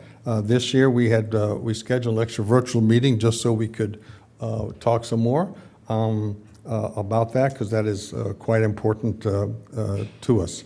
So these are among the things that we have done, and I think it's a good range of activities that we have done so we can be aware of the needs of our students and as well aware of the resources that are available to us. So with that, let me start with our recommendation. Before I do start with the first one, I do want to mention, and in your report, we had mentioned that all of our recommendations are very much stemming from the FCPS strategic plan for 23-30, specifically in 2 goals, equitable, 3 goals are equitable and creating skills, and in terms of accessibility. So all of these 4 recommendations will tie into 1 or more of those goals from the strategic plan for 23 and 30. So our first recommendation is looking at middle school career exploration. Research shows, and in your report, you have at the back of that in Appendix D, a report put together by Forbes magazine based on research, that middle schoolers, in fact, begin to think about their careers. So we're not waiting until 9th grade or 10th grade, and as I think Mr. Moon had mentioned in terms of when we should be doing algebra, waiting to the 8th and 9th grade is not necessary, because the research shows that, in fact, middle schoolers are thinking about careers in some areas. So we would like to, therefore, as a result, list the career investigations course as a standard elective option in every middle and secondary school's catalog beginning 26-27, and explore the feasibility of making career investigations mandatory for our middle schoolers beginning in 27-28. This is a cost-neutral recommendation, but it really will satisfy the needs for middle schoolers and their parents that we begin to explore these things at that point rather than waiting until we get to high school. Part of this is also to encourage more focus from principals to require career development activities at the middle school level. The principals are very important at that point. They have a lot in terms of directing how their school will be.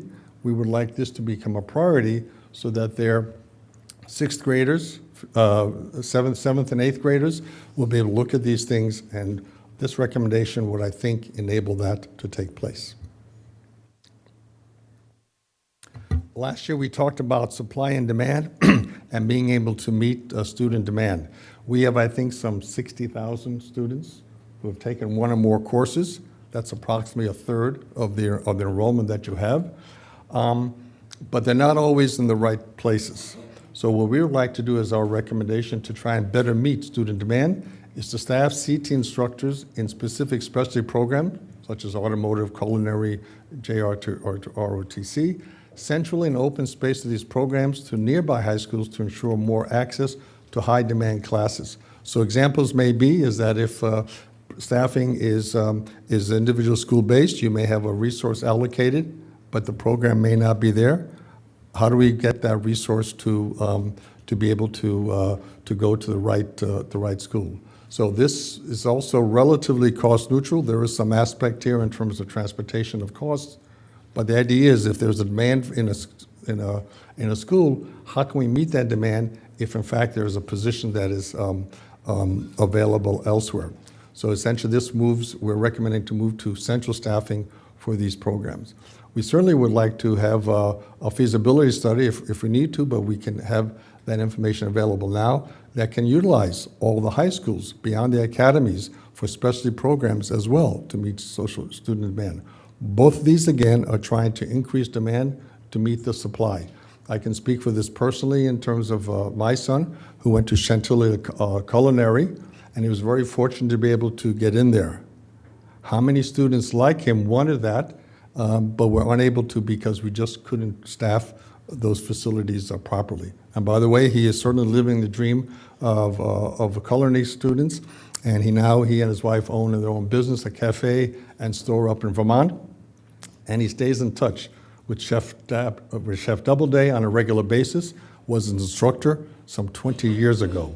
So that's the impression that made, and we're just very thankful that he was able to get in that program.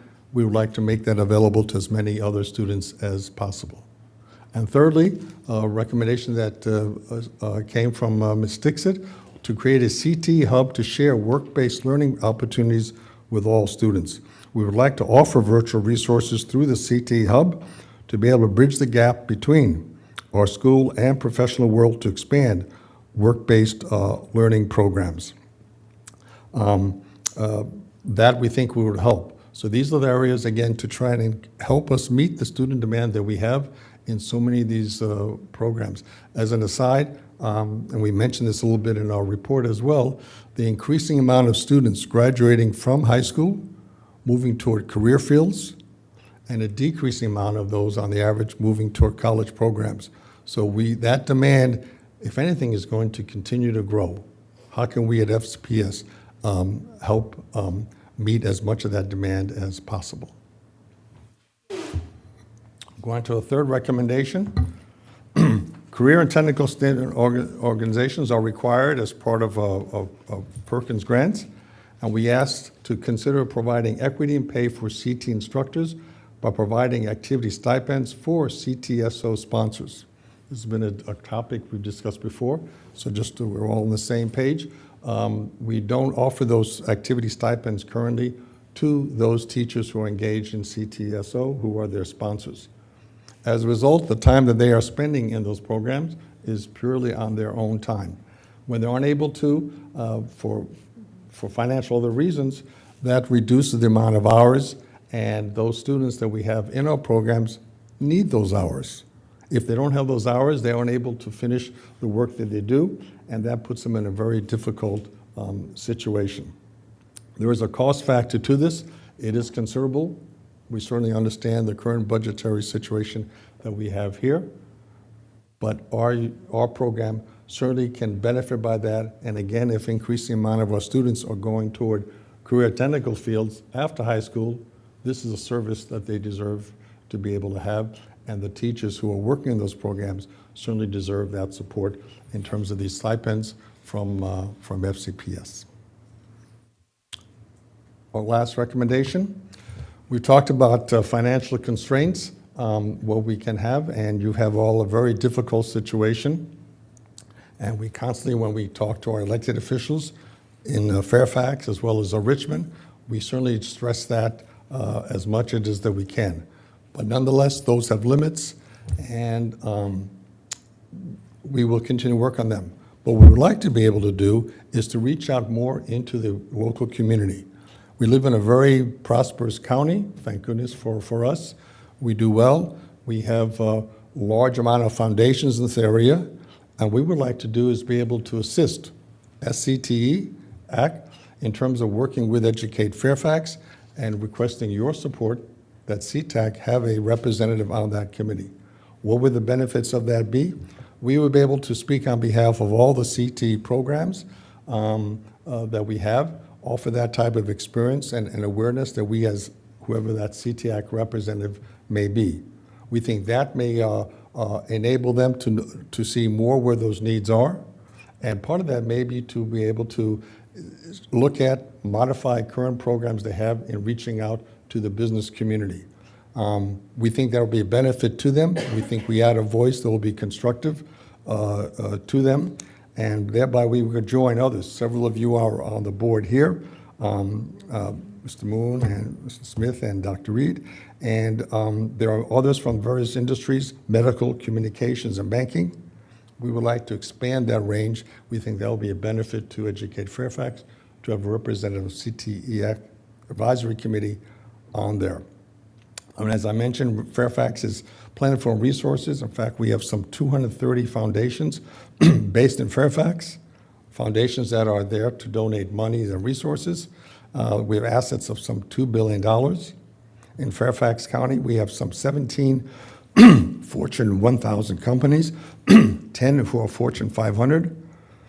Many of them already have existing relationships with those schools. The best example, of course, is Thomas Jefferson, who has an extraordinary amount of one-on-one relationships. But many of our other schools have that as well.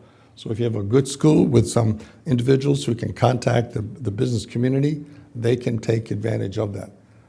We think that should be expanded as much as is possible to be able to do. Other resources that could help us would be Northern Virginia Community College and their resources as well. So by us asking to be your support to sit on Educate Fairfax board, I think we'll be helping them, and if we can, then we're helping them, FCPS, as well as helping CTE as well. We look forward to next year. We'll have new leadership. We'll remain on as chair for the next year, and we have two new vice chairs who will be joining us, Marissa Applebaum and Paul Fibberger. This will be new. We normally had one vice chair. Someone said, anything that says we can't have two? No.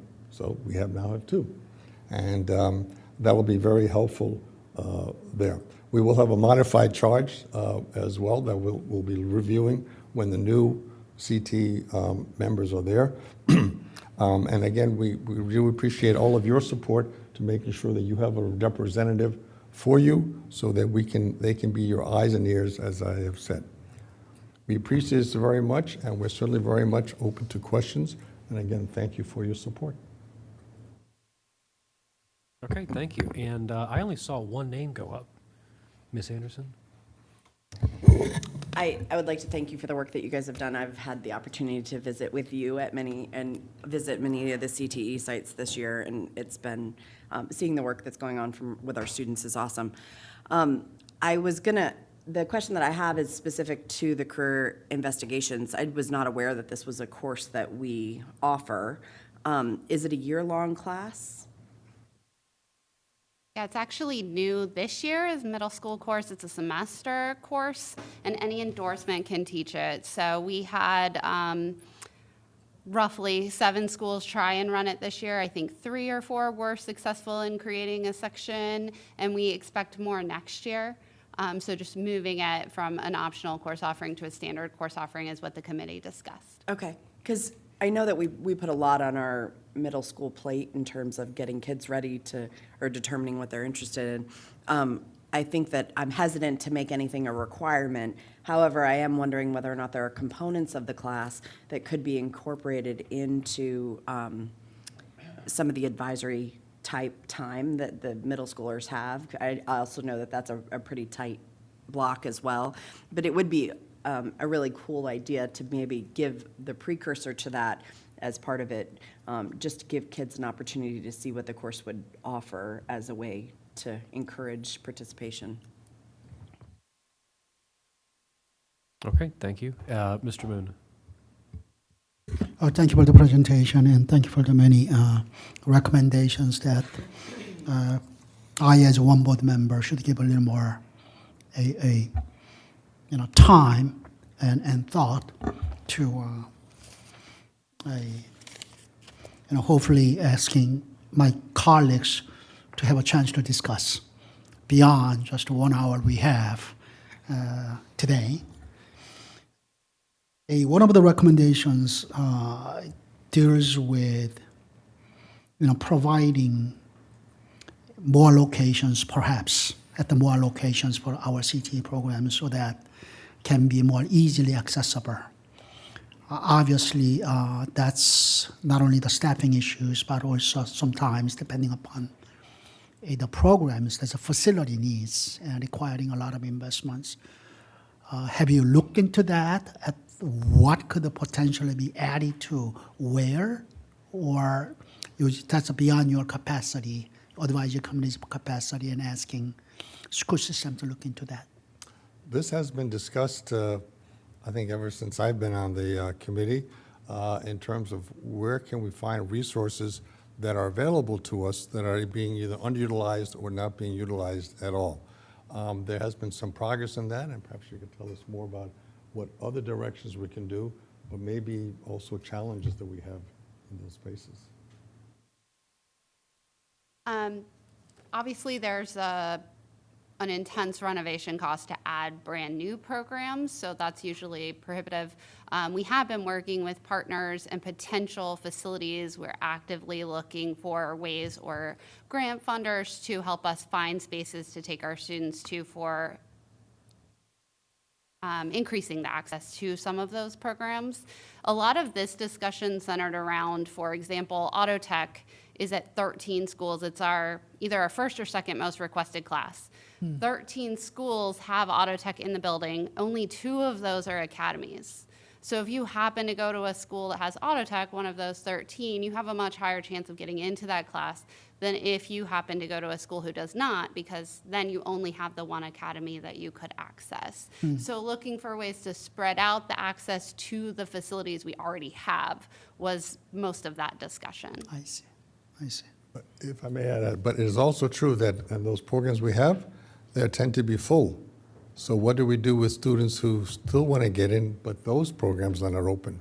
Whether there could be some other arrangements, I think is what you're also suggesting as well. I was at the I2I conference where there were some 500 or 600 wonderful students who were looking at career advice, and I talked to some of the companies who were there. So there are companies like plumbing companies that could look at making more of their facilities available. But there are costs to that, even if they're donating that, there are costs to that and other challenges to be able to do that. So I think there is more potentially in the business community that could offer that, but it's more than just a facility that we would need as well. I wanted to start with that question because yesterday I happened to be attending firefighting graduation event at Firehouse. But one thing that I should have remembered was that there is only one location for us to provide that. And I saw students coming all the way down from West Potomac and Edison. Just think about the distance they have to travel to West Ox Road near Government Center. That's quite a hike. And there was, students were coming because they wanted to take this class. That, investing almost like 5 hours every other day for a whole year, and wanting to do that. So I was just thinking that, is it possible for us to find alternate location, another location closer to where their base schools are?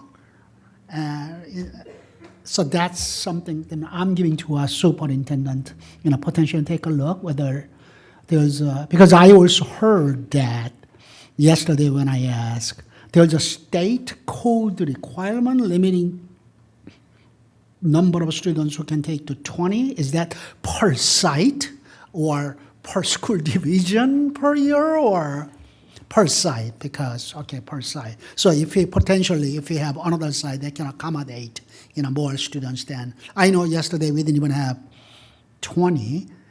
We had 18 graduating. I don't know there was anyone missing the graduation yesterday, 18, but distance could be certainly a factor. Yeah, absolutely. That program is incredibly unique in that they are going through the full Fire Academy program. So the location at the Fire Academy is pretty critical. They literally run into a burning building through that program. And they would be happy to show you how they do that. They're always looking for patients to ride in the ambulance with them and all their simulations that they do throughout the year.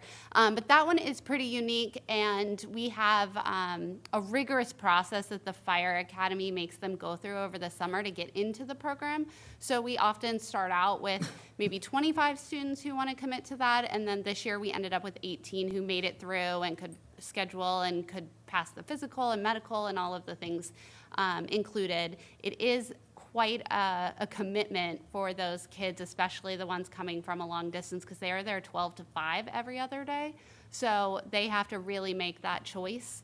But that is certainly a really unique specialized program, a bit more of an extreme example than some of our others. Okay, thank you. Since I still have 12 seconds left, let me ask a quick question about, that may be a unique, but something less unique is we have other academies where we have a waiting list of students and we're not able to accommodate their needs. Are we limiting our students' ability, opportunity to pursue their studies because we are limiting them versus should they focus on trying to accommodate their desire to study certain things? That's, I think, two different approaches we are. What if somehow we could get companies in the hospitality industry who are looking for qualified workers, and some of these students would like to work for them potentially after high school? As I mentioned again, increasing amount of our graduates are moving toward career fields, and a decreasing amount of our graduates going toward college. What can we do for that group that is growing? Could we find a company, a hotel chain or some other, to say, we'll offer a facility for your students? That presents some issues because it's outside. What if we have someone to say, I'll build you a facility? Something. But all that costs money and the ability to go out there. But I think in many of these, when I visited, and you visited some of these, and you guys have visited as well, you can see these classes are full. What can we do to put more classes in there, whether it's on-site or off-site, is something we have talked about. But that demand is definitely there. And to me, if the data is showing that our students are more and more interested in that, we need to find a creative way to be able to do that. So we agree with you very much, sir. Thank you. Agreed. Okay, thank you. And Mr. Dunn?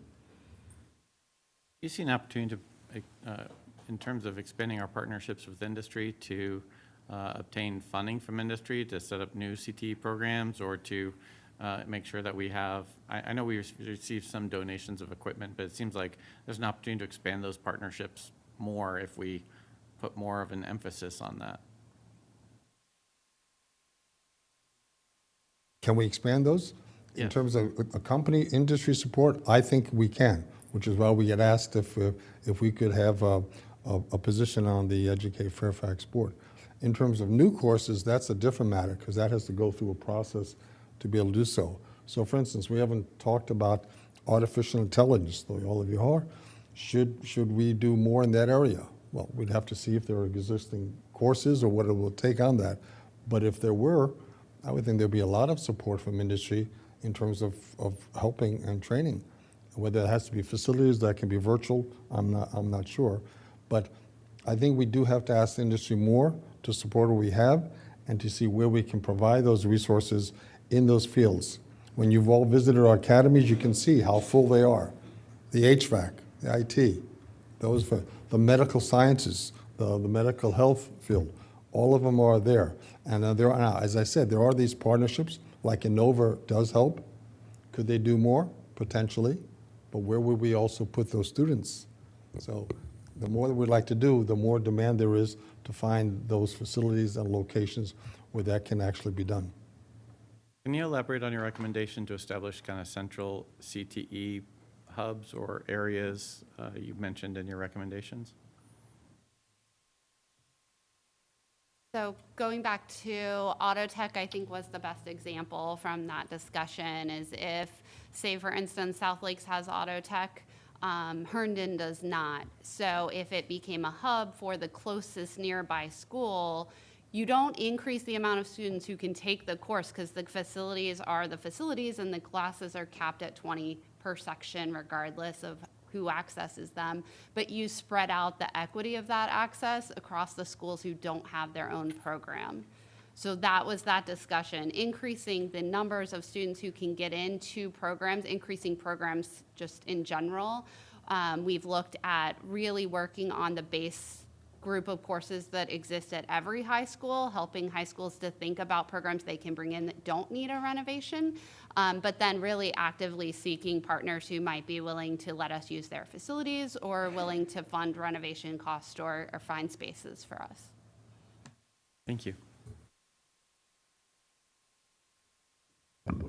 Ms. Sizemore-Heiser. Thank you, and again, thank you as always for these recommendations. And you know, it's always so difficult, I think, to get your recommendations because many of us, I think all of us really believe in career and technical education. And as to your point, right, there are fewer kids going to college and more kids going to skilled trade. And in terms of great career paths, there's some really good career paths. And yet we always bump into the facilities and staffing and certifications, right? And so it's like, yes, yes, and how do we get there, right? And so we've been talking a lot on our facility side around creative ways, right? Creative contracting. I'm wondering if, to pick up on the conversation about partnering with industries, I wonder if have we done more partners with community colleges? Because I think they can in some ways be a little more nimble in creating new courses, right? Like you mentioned some of the AI, right? But like there's a growing career field in data center technicians. Right, and that's a growing area that I don't think is a college-bound career per se, but there's a skilled technician. What are those careers of the future that, you know, there's wind farm technician right now is a growing field. So in some ways, community colleges can be kind of nimble, right? And we have a dual certification programs, but there seems to be a natural partnership there.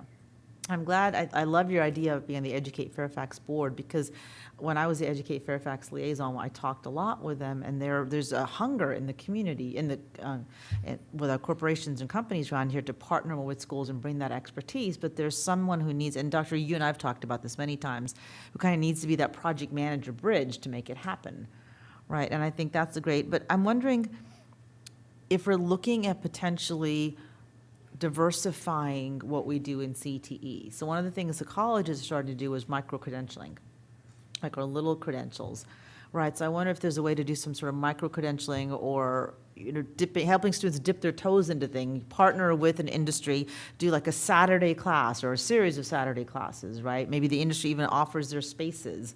It's not going to address the problems of access, but it creates a new form for students who don't want to give up an elective or give up, you know, the travel time, but they get themselves dipped into it. And if you partner with either a skilled trades industry or other industry, they have internship programs and apprenticeship programs and things like that as well, but you get students a little knowledgeable, a little interested in connecting them with those communities or those organizations, the skilled trades organizations, unions, all those things.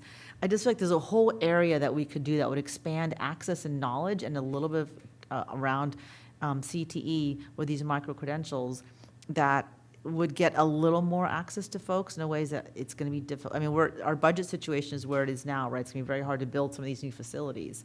But I think if you do a micro-credential, you could even open up like the schools that have auto tech and do an auto tech micro-credential on a Saturday class and partner with some industry to come in and teach them. It's just, I'm just trying to be creative on how you can expand access to CTE. Because otherwise I feel like every year we have the same, yes, yes, and right. And I'm trying to think that might be something to explore for next year. I don't know if they exist, but I know colleges are exploring micro-credentialing in other ways to reach out to non-traditional students. So just a thought. If that's available, whether. We can certainly. I have no idea if it is. I'm just trying to, how do I get this to more students? And If I may, and I won't need to go back, just one thing. I love the middle school career exploration, and earlier today, we talked about leadership with MSAOC, and an idea came up of doing leadership, and I'm wondering if we can kind of combine those, right?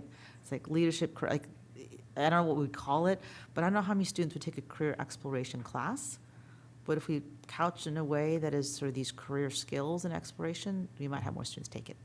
I don't need to go back since I basically took it. So I appreciate that very much, and those are things we should look at to be able to do. Again, appreciate your comments in terms of Educate Fairfax.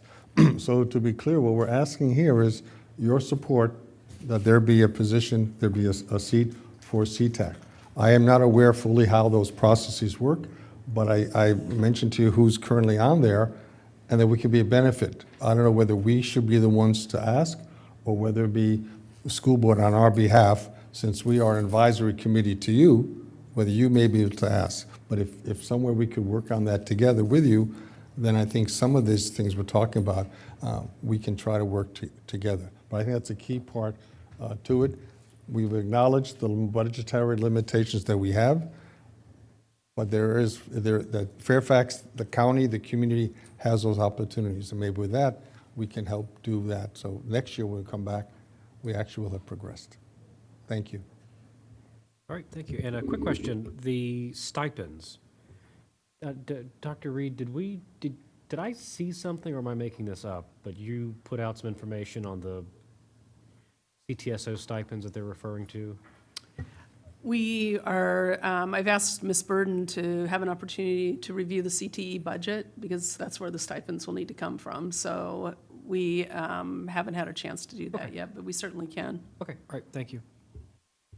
And seeing no, one more, Mr. Moon. So one quick question, annual comment about a CTAC wanting to have a representation on the board of Educate Fairfax. I happen to be a school board liaison to the Educate Fairfax, so I can bring that up, but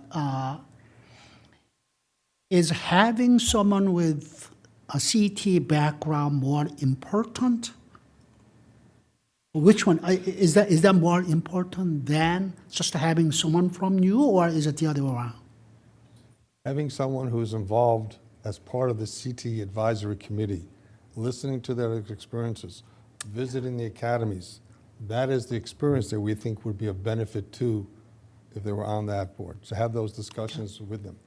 We've had Dr. Henry come and address us, and I've met others who are on the committee.